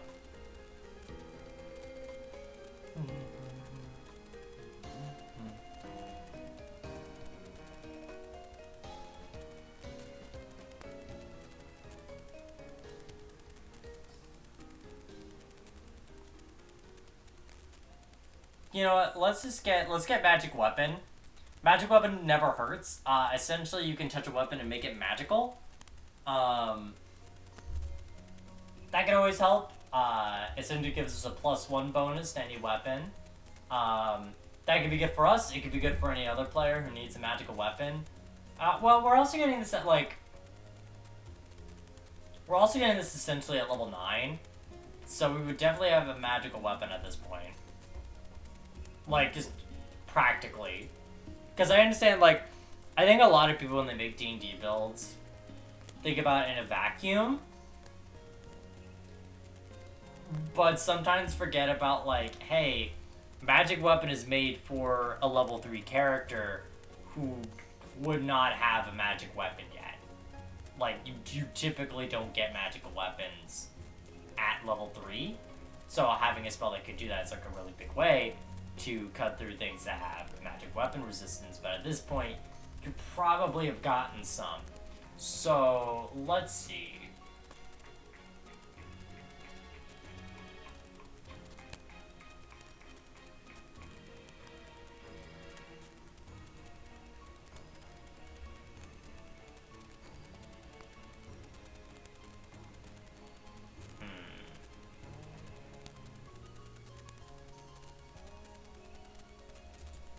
I think Shatter. Oh, I like the idea of Shatter being like lightning strikes somewhere else and then the thunder comes. Because, like, fun fact, Absol can learn lightning bolt, so I like the idea of, like, you know, Absol uses, like, the chaos of a storm to just, like, have the lightning strikes and then right near, like, it misses someone, but then the thunder comes immediately after. So, essentially, Shatter sends out a very loud noise within a 10-foot radius, and each creature within the area must make a Constitution saving throw. If they fail, they take 3d8 thunder damage, and on half as much of a success, take up to 3d8 thunder damage, and anything that is made of inorganic materials like a stone, crystal, or metal has disadvantage on the saving throw. So that's great. Non-magical item objects that isn't being worn also take damage from the spell. So this could, like, fuck up buildings or any structures that you'd like. Or for fighting constructs. But I like the idea of it being, like, using the thunder of thunder and lightning.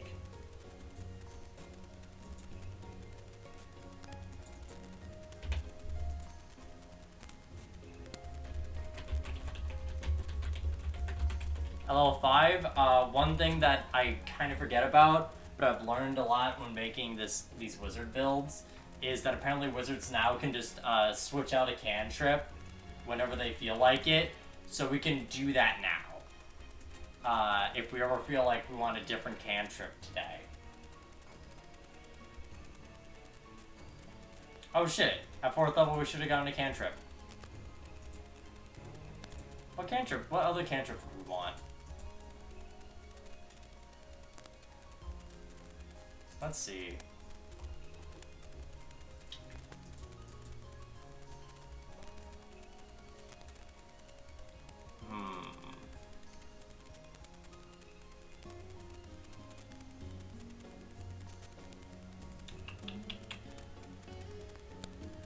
True Strike. No, we don't want to invent. I mean, if we really wanted to, we could action surge for True Strike, but that's so not worth it. That's so not worth it.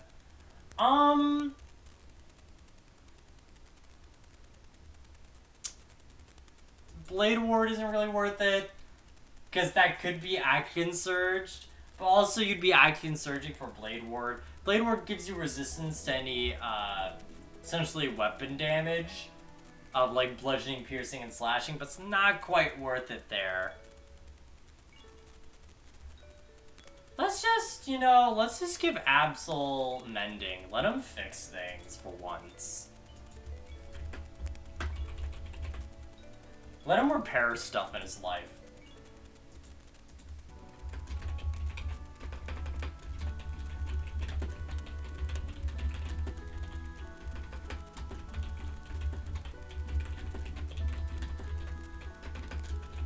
So now we get our buff to Booming Blade and Green Flame Blade. Now they get to do the D8 of fire or thunder damage on top of their roll. I know it's not fantastic, but hey, makes the cantrip somewhat considerable now. Only took about 4 levels. We're like level 11 now. But we can also cast 3rd level spells now. So, let's look at our options. I don't think we're counterspellers. Erupting Earth could be good for Earthquake, for, like, the idea of an earthquake. We choose a point in the ground, a fountain of churned earth and stone erupts in 20-foot cube. Each creature in the area must make a dexterity saving throw or take 3d10 bludgeoning damage on a failed save or half as much success. The ground in that area is difficult terrain until cleared away. Each 5-foot square requires at least 1 minute to clear by hand. Oh yeah, so it really is like impractical to fix. Nice, nice, nice. So I can do some pretty sick damage to set things up. That's a cool choice. That's a real cool choice. Fear's an option. I don't know if we want to go mass fear, because we already got cause fear, because people already are scared of him.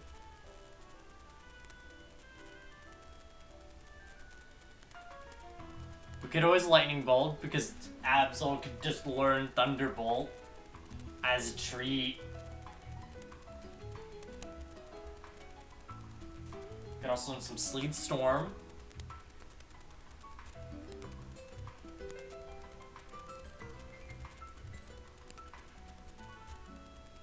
How much damage does Vampiric Touch do per turn? Ooh, shit. Well, Absol doesn't learn any, like, draining moves, so I wouldn't give him Vampiric Touch. Like, that's really good for, like, a melee wizard build, but that isn't really Absol-like.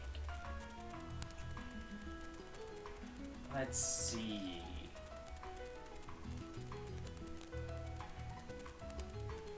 Spirit Shroud, maybe?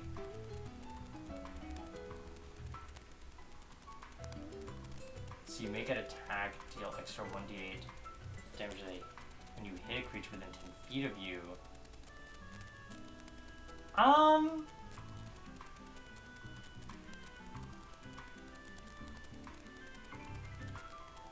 Ooh, wait. Okay. Ooh. Ooh, actually? This could be pretty interesting. For a build, at least. So, basically, we can summon some of our dark energy, and for every attack that we do, we can do an extra d8 of damage when we hit a creature that is within 10 feet of us, so likely all of them.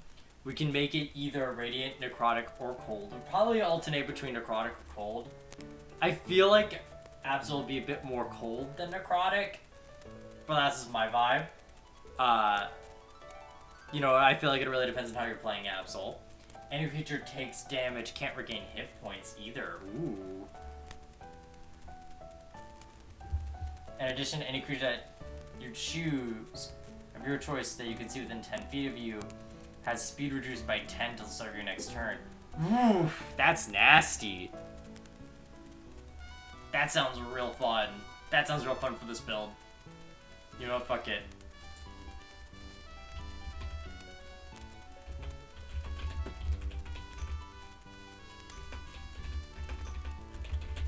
So, let's do some math on Spirit Shroud. Spirit Shroud is a bonus action to cast. So that's already set up. So let's say we're just using our action surge, right? Assumed action surge. This is about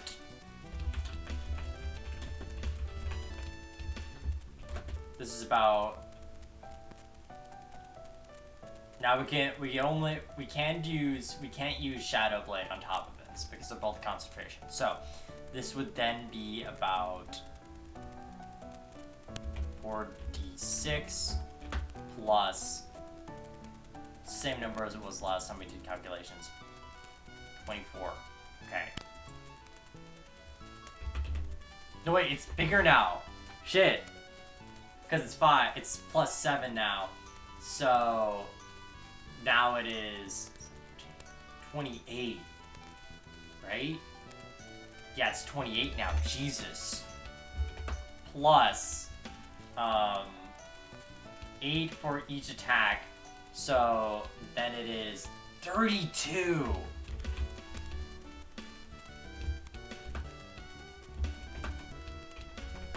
So that's going to be an average of... That's going to be 12 plus 28 plus 32. So that's, I'm gonna get out a calculator for that shit.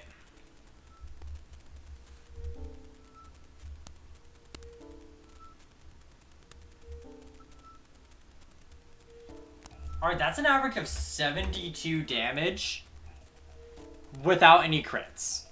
Like, that's just a flat rate. Let's sort of compare. Okay, that's higher than Shadow Blade. Well, then again, we also got an ability score improvement between them, but still significantly higher than Shadow Blade. Let's go with the max damage.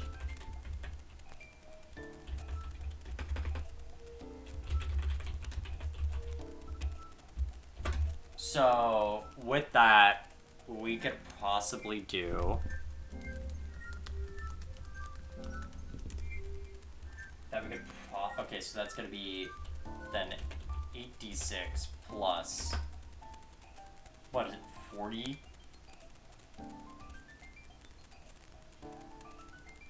Plus 60, right? Yes, plus 60. Jesus. So it's gonna be 8 times 6. So that would be, what, 48 plus 60?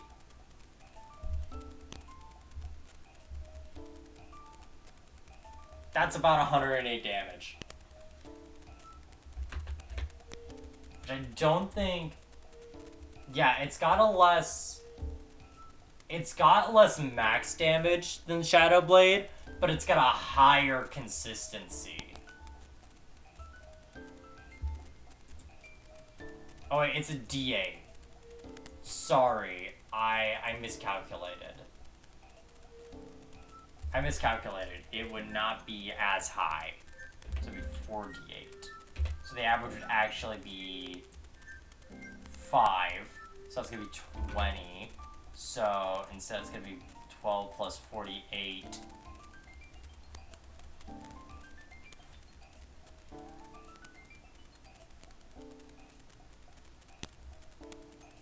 Alright, so it's going to be about 60. So I think that's actually a little less than Shadow Blade. It is. It's a little less. But also consider you're probably using a magic weapon at this point that has its own crazy modifiers. It could be doing more.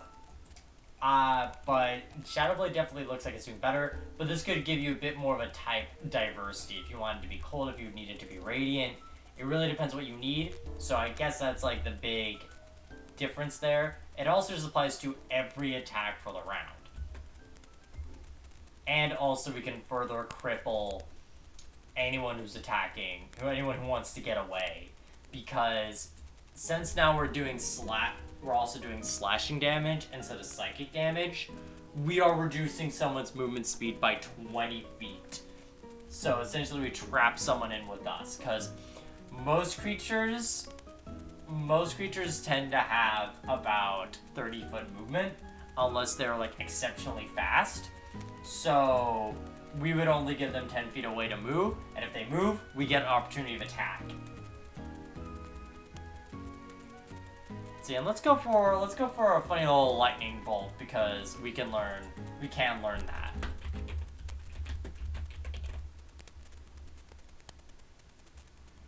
Also a fun thing to maybe use your action surge on to like lightning bolt and then go in, attack people.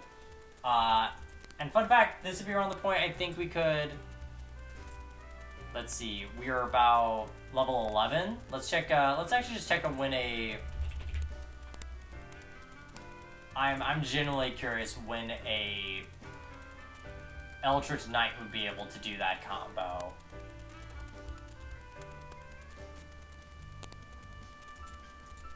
Level 11 now. Yeah, they wouldn't be able to do that combo until level 13. Nod.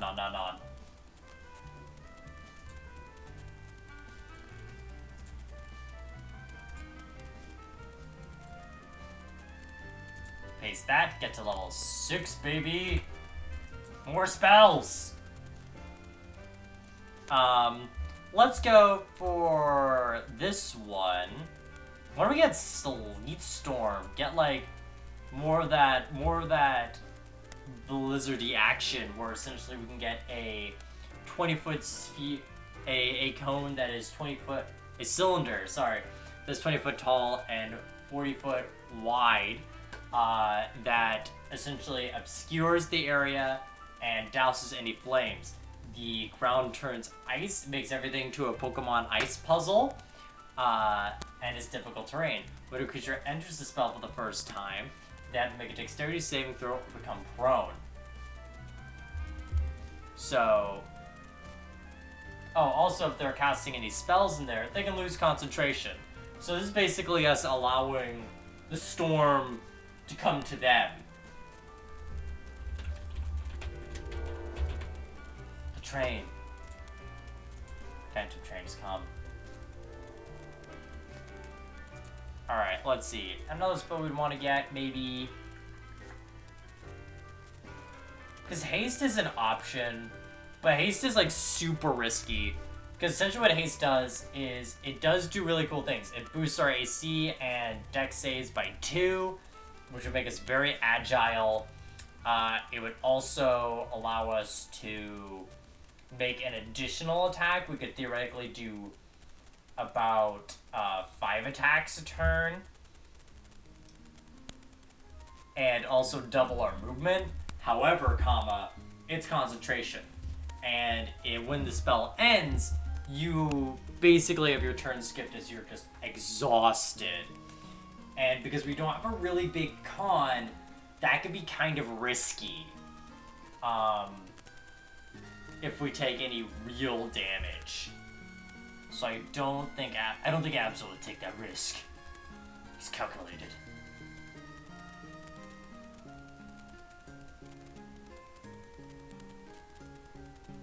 You know, I feel like Absol would want to get Remove Curse. I feel like that's actually a very Absol spell to just be like, hey, we're gonna get rid of whatever problem you're having. We're gonna make you better.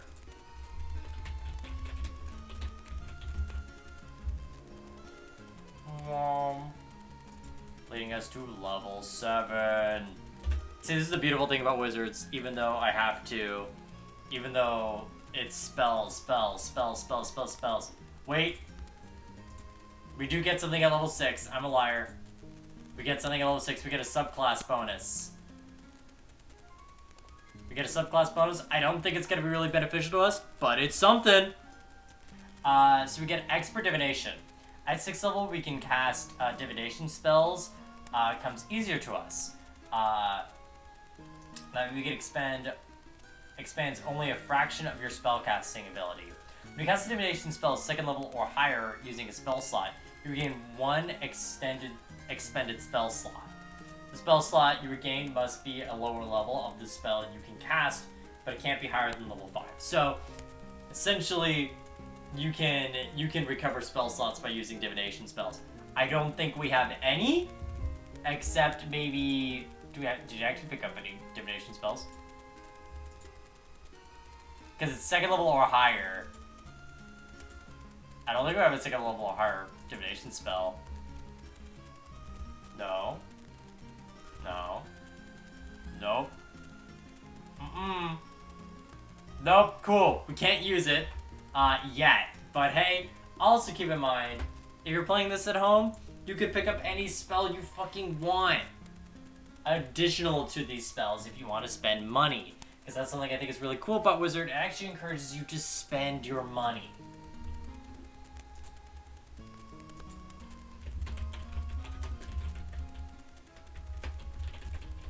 But basically, yeah, if you want to invest in divination, you can recover spell slots that you've already used. You can sort of get a little bit of, like, you cast a level 2 spell, you can get some back.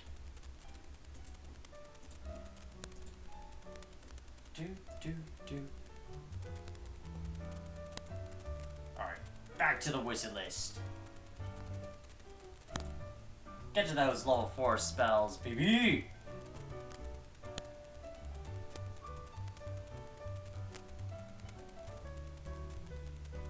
I don't, as much as I want to go like, oh, we can get divination for that big boost, I don't think you would get divination. I think we get Ice Storm. That's basically another sort of like we develop a natural disaster. Essentially, we make it hail. Same radius, 20-foot high, radius 40-foot wide, radius cylinder, centered at a point you can see. Everyone makes a dexterity saving throw in it. They take 2d8 bludgeoning damage, 46 cold damage on a failed save, half as much on success. Hailstones turn the storm's area effect to difficult terrain to the next turn.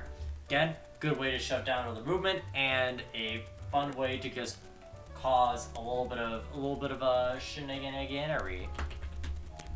That's how we can cast Hail or Blizzard, depending on what you prefer. He can learn both.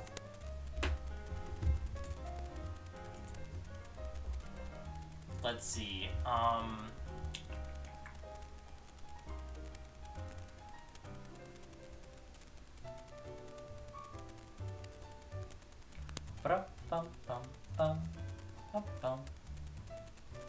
You know what? Stone Skin actually would be a really good spell for Absol. Well, he's not... no, Absol's not really bulky. He's a fast attacker. He's a sweeper. He's not tanky.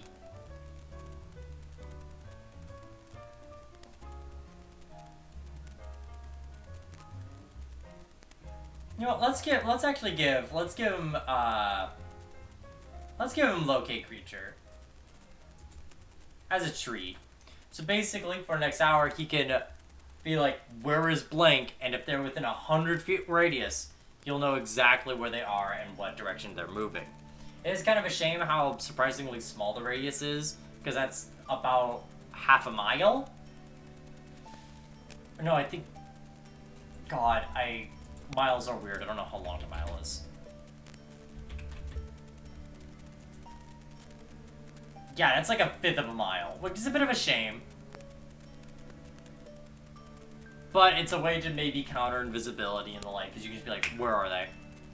The spell can locate a specific creature known to you on the nearest creature of that specific kind, such as a human or unicorn, so long as you've seen such a creature up close, within 30 feet, at least once. If the creature you described or named is in a different form, such as being under the effects of polymorph, this spell doesn't... Oh, really? That's weird. It's a 4th level spell. Spell can't locate a creature if it's running water at least 100 feet wide. Interesting. But this could be a way for us to maybe find someone who can help us out, or maybe if we need to hunt someone down, you know, for reasons.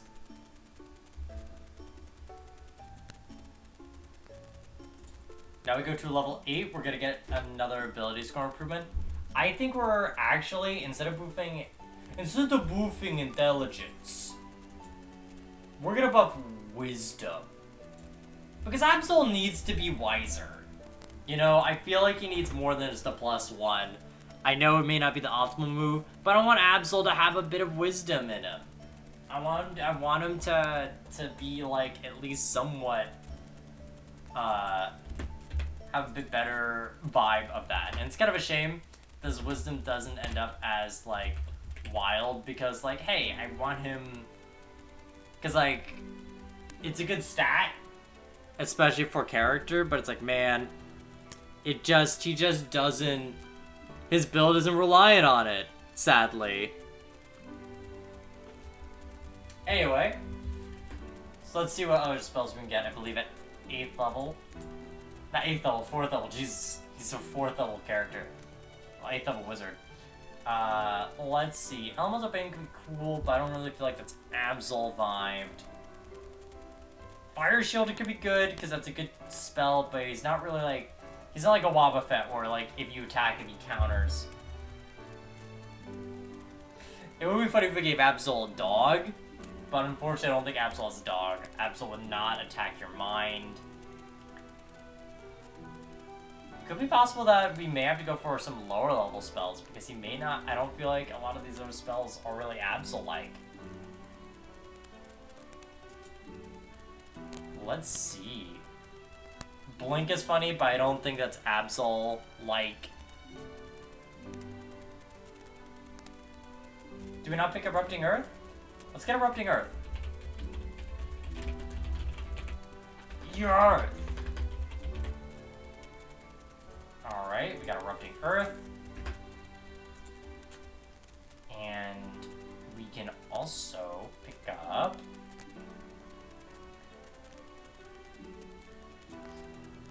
Let me see.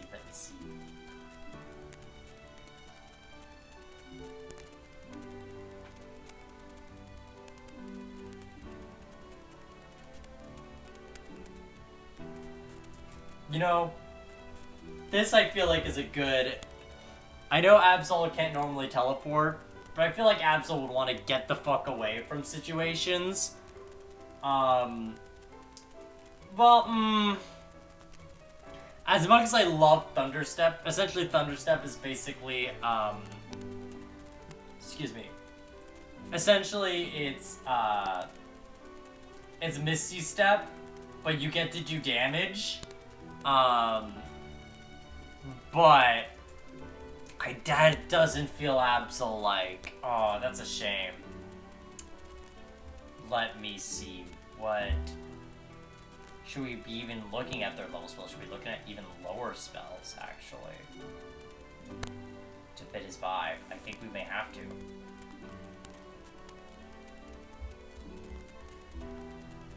Because Tidal Wave tricks me. Because apparently D&D Beyond does not believe that. I think they also don't believe that Augury is now a wizard spell.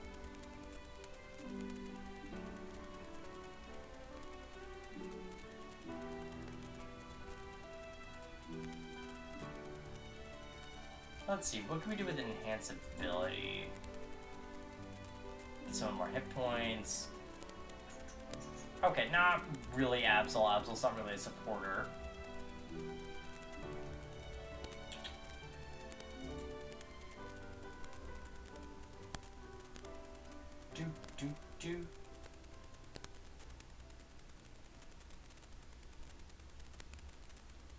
Let me see.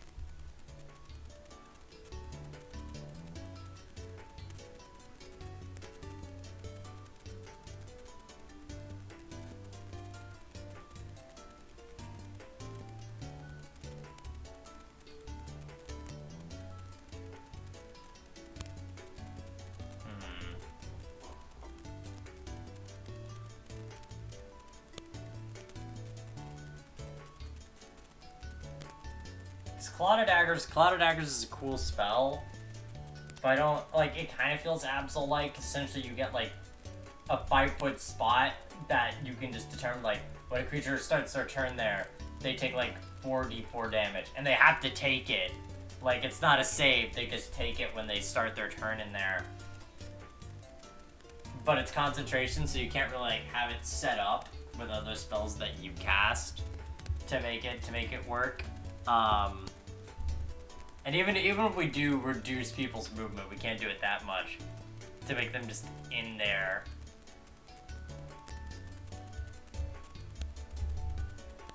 You know, let's go Alter Self. That way we can always have, like, a weapon on us. We could sort of disguise ourselves if we want to blend in around the normal people. And again, we can then literally have the side blade if we want, like our head scythe. And it would also be considered a magical weapon. It's basically a little bit of a better version of our scimitar. If for some reason we're ever caught without our weapon.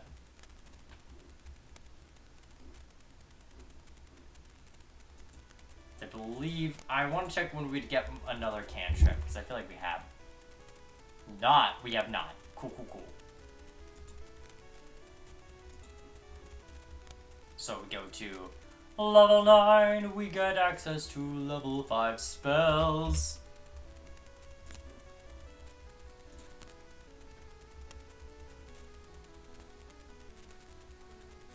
Ooh, Control Wind sounds pretty cool. That sounds pretty much in our sort of like more natural disaster-esque vibe check.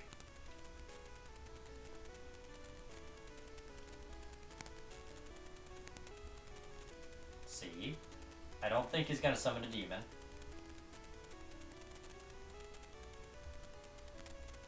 Oh, he's gotta have Steel Wind Strike. He's gotta. So Steel Wind Strike, if you're for the Mr. Mime stream, this is the anime. This is the anime sword spell, where you can target up to 5 creatures in a line, and do melee attacks on all of them.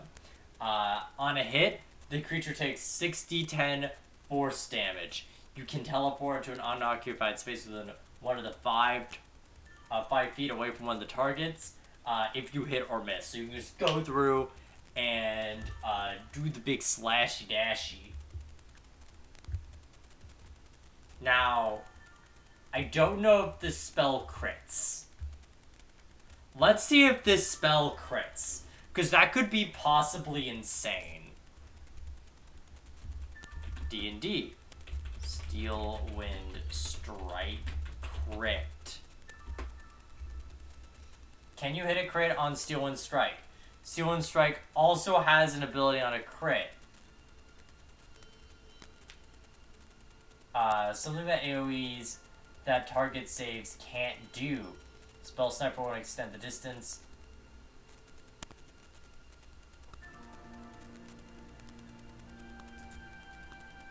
No, the weapon is only a spell focus. Weapon enchantments apply to attacks made with a weapon. Still Strike can clearly is a spell attack, not a weapon attack. I don't know. The wording says make a it says make a melee spell attack. Then yeah. No, it's not a weapon attack, so it wouldn't count for any crits. Got it. Still, really crazy. That's definitely a spell that does, that does really reliable damage. And again, we can always action surge. We can do this, and then take care of anyone else who did survive and we want to take out.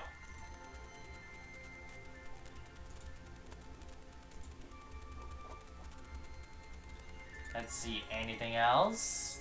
Anything else that's really cool here?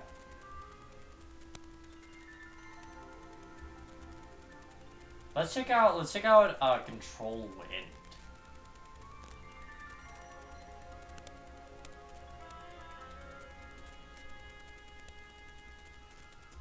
Control Winds. To control the air within a 100-foot cube, anything you can see within range, choose one of the following effects when you cast a spell. The effect lasts for the spell's duration, unless you can use your action on a later turn to switch term of the effect. Okay, so we can have gusts.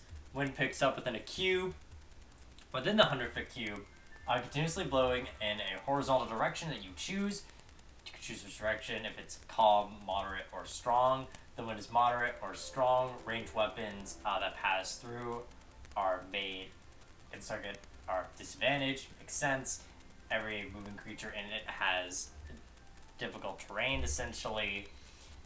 Downdraft. You cause sustained a burst of strong wind blowing downward on top of the cube. Ranged weapon attacks pass through the cube are made against targets have at a disadvantage. Targets must make strength saving throws if it flies into the cube for the first time, or they start flying towards the direction. On a failed save, they can be knocked prone. Okay.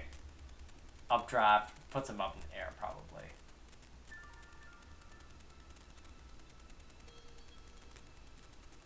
Oh, okay, so they just blast it up, and they fall within the cube, you only take half damage. While in the cube, make a vertical jump. Oh, okay, cool. I don't really think that... I feel like we've gotten, some abilities to manipulate the weather. I feel like that's a bit too extreme for him.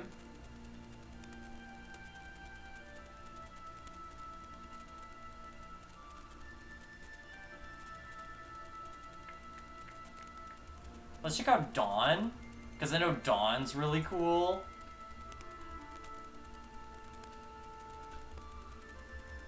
Alright, I feel like just skimming that looks a bit more...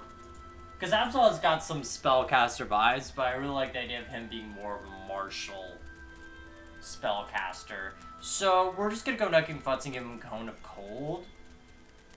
Here, just give him a big blast of chilly vibes. So it's a 60-foot cone. Everyone makes a Constitution saving throw and take 8d8 cold damage, half as much on success, and any creature that's killed by it turns into an ice statue until it thaws. So this is just how we get Blizzard.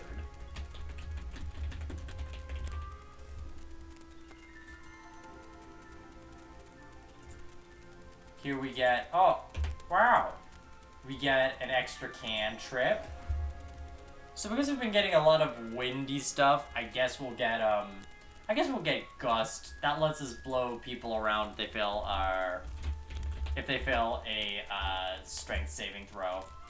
They just get pushed 5 feet. Something simple, but it could be, I guess, helpful for maneuvering people. I mean, we're not really using cantrips. We're using the spells. We open our third eye, which also could be what this is, potentially.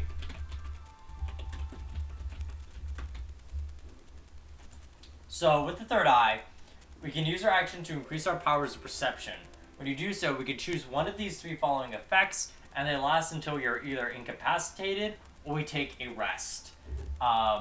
So, mind you, this is unless you go to 0 hit points, if you get banished, or if you were to...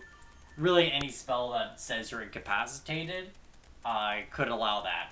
So, this could give you some decent dark vision. This can let you see in the ghost dimension. It can make you read anything. It could also make you see anything invisible without having to spend a spell slot.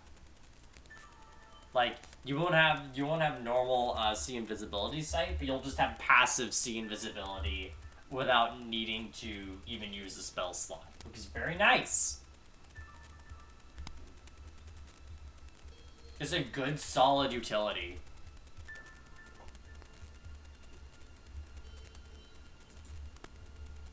We also get 2 more spells. 2 more spells. Let's see. What spells would we like? What spells do we want?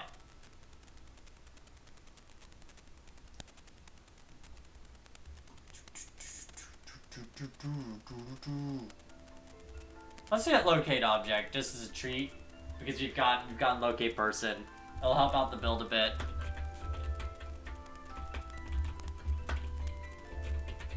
It's basically similar to Locate Person, but it's more specific to objects. Great for finding your car keys.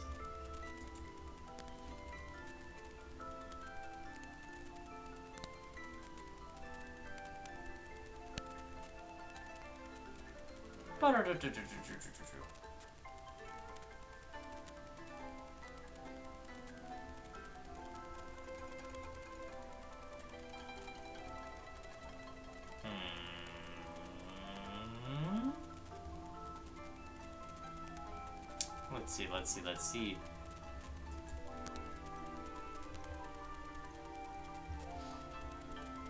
You know what? Why don't we just get Tidal Wave as a treat? You know, get tsunamis added to our natural disaster list.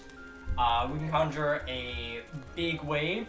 It is about 30 feet long, 10 foot wide, and 10 foot tall. Each creature in the area must make a dexterity saving throw. In failure, each creature takes 48 bludgeoning damage and is knocked prone. On a success, they take half the damage and are not knocked prone. The water spreads out around the ground in all directions, extinguishing all flames within 30 feet of it. And lastly, we're going to get to a level 11, which is going to be our capstone. And now we're going to have access to level 6 spells. Now, this is how we are going to do our Mega Evolution.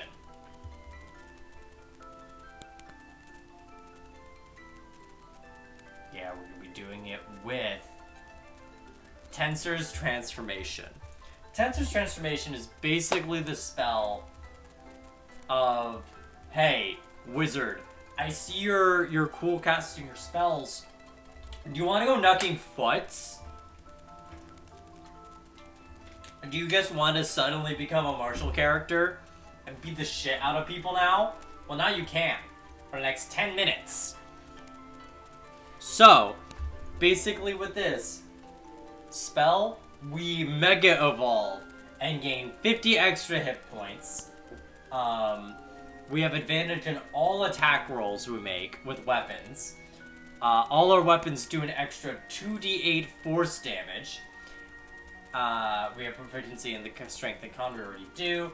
And we already have multi-attack, so we don't get that benefit. The main thing is we have advantage on everything, and we add 2d12 to all our attacks.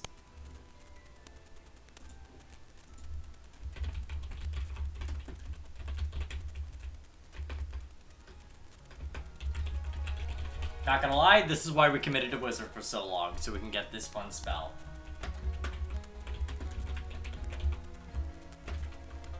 So let's look at some fun damage. So, say we are using a scimitar, right? And we're gonna presume it's not magical just for a void purpose, just for in a vacuum purpose, but we likely have some weapon.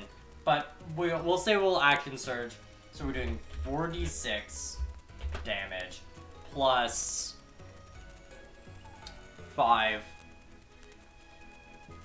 So that'd be 20, let's say, so it's 28, plus each attack hits, so that is going to be about, let's see, we got, each attack does 2d12, so that's going to be, Jesus, 8d12 force damage.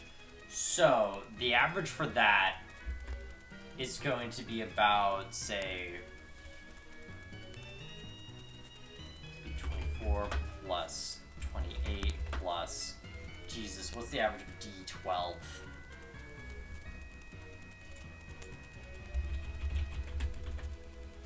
Hey, Wookiee Barbarian, what's the average of D12? 7! Okay. So, 7 times 8, let me pull up a calculator because I am not good at math. 56, Jesus! So, the average here with this is going to be about 24 plus 28 plus 56. That's about an average of 108 with action surge.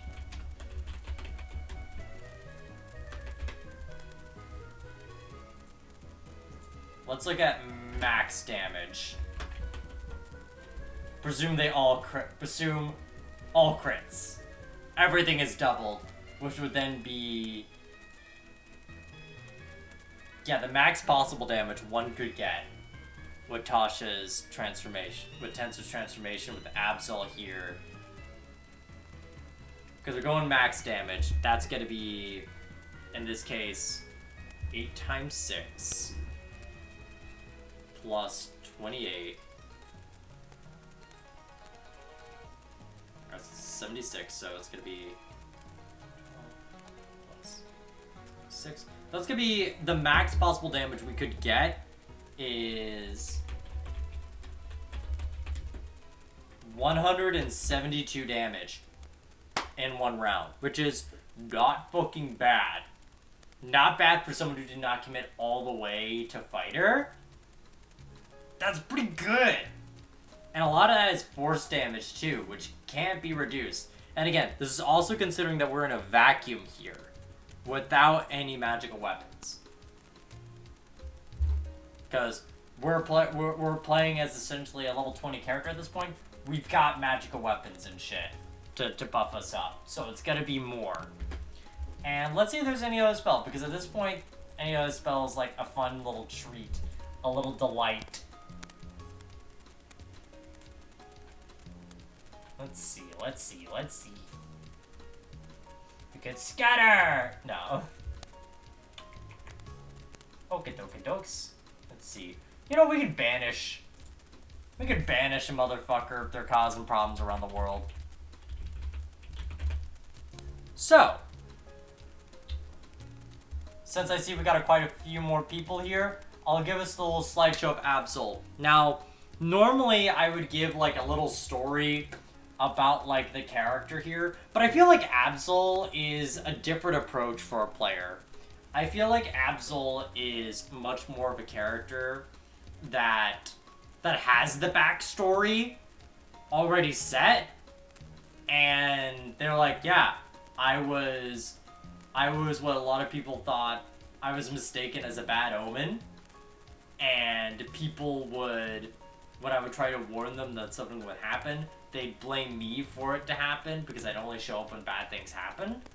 And I want to redeem myself, and I want to sort of, learn how to fight, and I want to learn how to prevent these disasters or learn how to replicate them so I know how I can stop these disasters. And I feel like it's more of an ongoing motivation as opposed to like, oh, what's the grand story of Absol? I don't know. I feel like Absol's just a different take of a D&D player. I don't feel like he's like with Mr. Mime, where I feel like it's a grand story, or Raichu, where he wants to kill an elephant.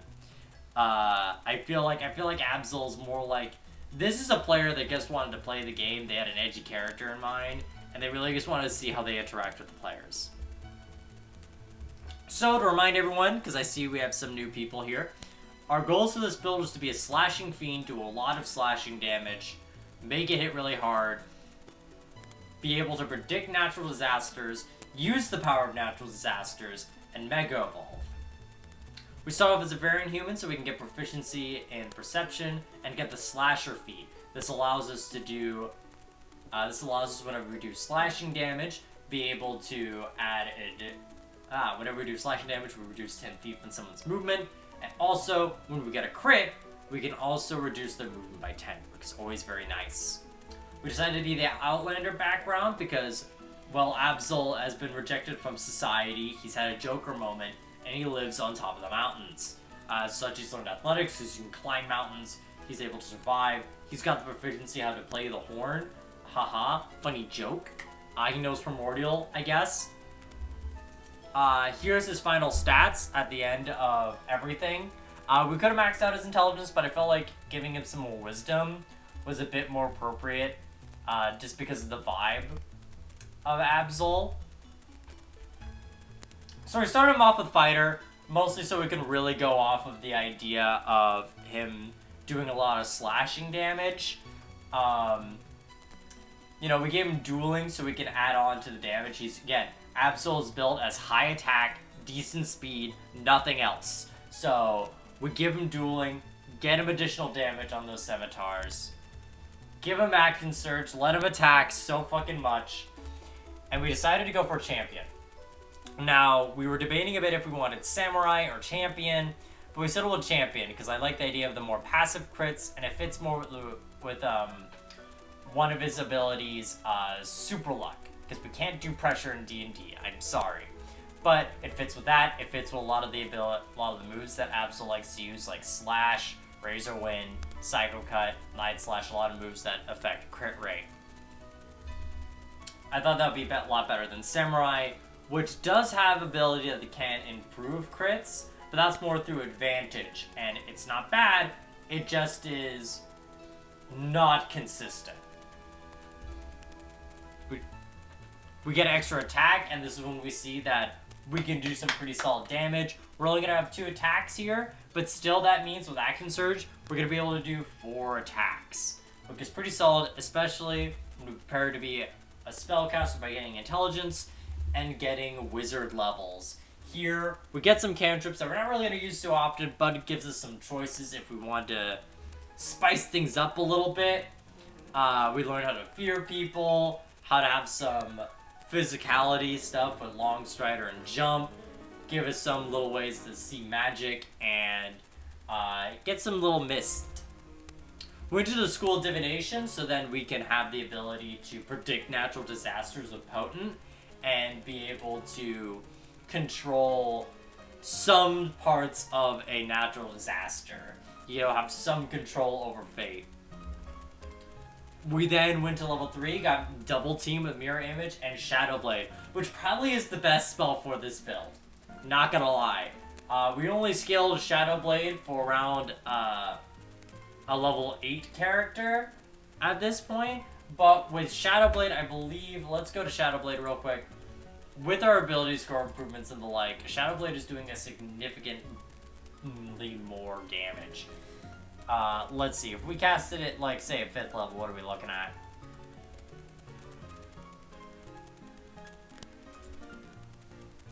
Yeah, if we cast it at 5th level, 5th to 6th level, that'd be about doing 48. So that's literally twice as much damage. Like, on a crit, yeah, like, that would now become, Jesus, that would become 16d8. 68, it would be 16d8 plus 28, so let's do the math on how much, like, at the end of the build, how much Shadow Blade could do with Action Surge. So, that would be about, so, on average with Action Surge, that damage would be about, so, it would be about 16 times 5 plus 28. So the average there would be about 108 damage, which is over 2 times the amount of the average damage that a base level Shadow Blade with Action Surge would do. So, you know, it's a little something. But of course, that's around the end game, investing a 5th level spell. Here we go a bit more in the idea of playing around with the idea that Absol can use spells relating to manipulating natural disasters with manipulating the wind with gust of wind, shatter with thunder, and also escape mending just to give him something to fix. Here we're able to actually use our cantrips if we want to. Spirit Shroud is another cool way for us to get damage, gives us some type flexibility, to add some necrotic, radiant, or cold damage. Honestly, knowing Absol and how one might want to play Absol, it's probably perfectly flexible on depending what mood they want for it. It still does a pretty reliable amount of damage. It's not as crazy as Shadow Blade, but it's still a really good amount of damage with an Action Surge, presuming all of them hit. We also got Lightning Bolt, again going to the idea that we can learn some moves that are part of natural disasters. And also Absol can just learn Thunderbolt. We got Expert Divination, so whenever we cast a Divination spell that's above 2nd level, we can get some spell slots back, which is neat. We don't have a lot of those, but we got some. We got some Remove Curses, so Absol could help people out if they're ever cursed by something unfortunate, probably being countered to Druids, who curse people, or maybe even Clerics. We also got Sleep Storm, again, some more natural disaster sort of spells. Ice Storm's enhancement of that, locate creature to hunt things down more efficiently. We were able to make Earthquakes with Erupting Earth. Alter Self is a spell we picked up, so we can essentially get our signature little horn blade here at any time we don't have a weapon. It's not fantastic, but it's always a good old reliable. We could Action Surge, so we could always attack while we have it. May not be the best use of it, but we could always do that. We also got the anime spell, which is Steel Wind Strike. Essentially, you could do the thing if you have like 5 guys in a row. You can attack all of them, potentially doing 60-10 force damage onto 5 targets, and then teleport 5 feet away from one of the targets you choose. You could also then Action Surge to deal that insane amount of damage to all of them and knock out anyone who's like weaker. Additionally, we can use Cone of Cold to get Blizzard, because Absol can also learn that. Level 10, we get some Gust to sort of do some minor of this wind ability that we've been sort of using. We get Third Eye, which allows us to choose a variety of passive abilities, such as, you know, Dark Vision without using a spell slot, because we're like a silly, not Dark Vision user. It gives us the ability to see things that are visible through the Ghost Dimension, and also, I believe, what was the other option? Yeah, we can see the ghosts. Yeah, we can see in the dark, see Ghost Dimension, or see invisibility within 10 feet of us without using any spell slots. So, fairly handy. It lasts as long as we don't, until we rest, or until we got knocked the fuck out.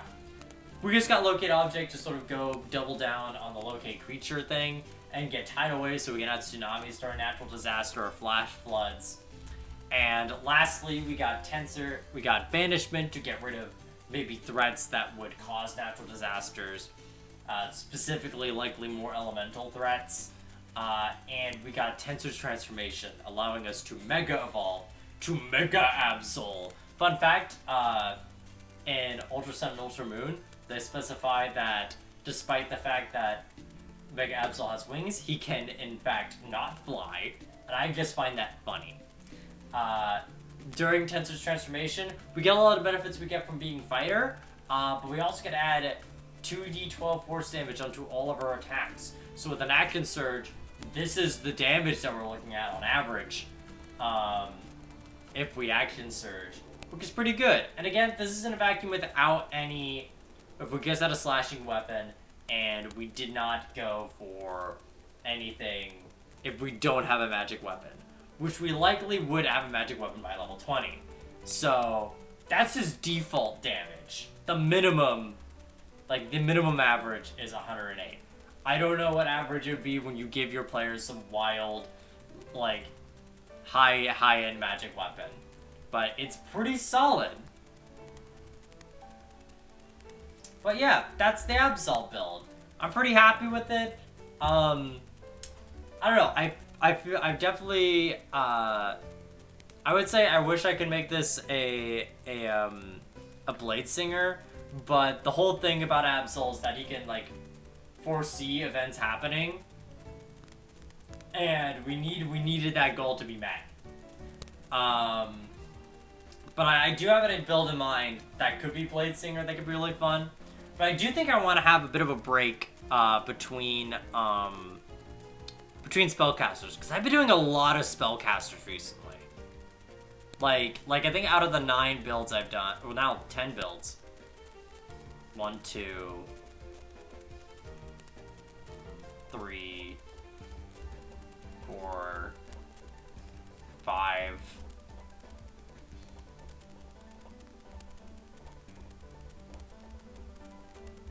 Yeah, 7 of these have been primarily spellcasters.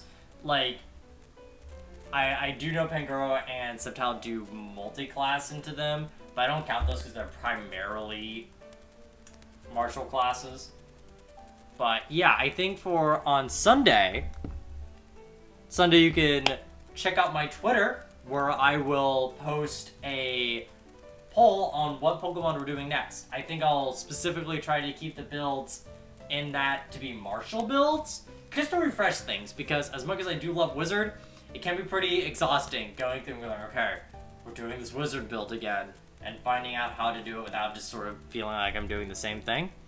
Additionally, if you ever want to see the character sheet for Absol, all you gotta do is go to my Discord.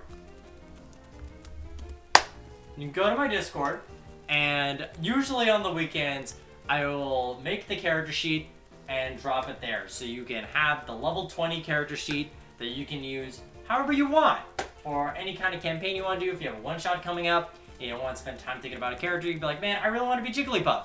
You can play Jigglypuff. Do you want to play a gimmicky mime? You can be a gimmicky mime. You could do whatever you want. If you want to know how you can one-shot an elephant in D&D, you could be Raichu. You can do all these wacky things. So, yeah, you can even get a little role in the Discord called the Poke Summoner, which will notify you when the character sheet releases. But, until then, I think we're going to be going to... Yeah, I think we'll be going over to raid Devious Demeter Lupin, who is... What are they doing? Oh, they're watching old Disney VHS Plus, finding out how gay they are? Oh, fuck yeah! Fuck yeah!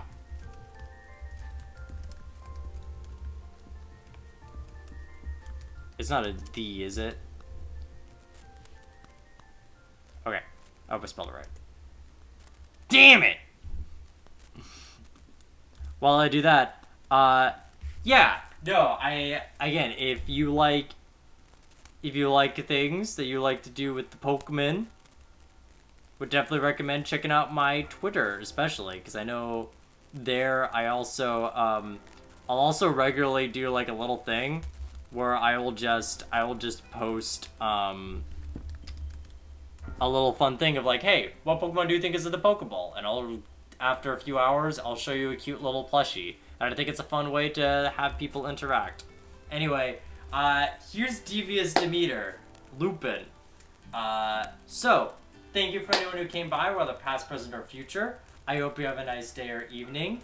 And until... Oh, Hatch! Hatch, of course I'll hydrate! Oh, of course. Of fucking course. But, yep, I hope you have something nice to look back on. And until then, I'll wish you a bye-bye. Okay, we're rating now, okay. If you're still watching this, make sure to watch Hachiko. They don't stream often, but when they do, it's very nice. They have a web comic. It's called Nothing Ordinary. Okay, I'll leave. Bye-bye.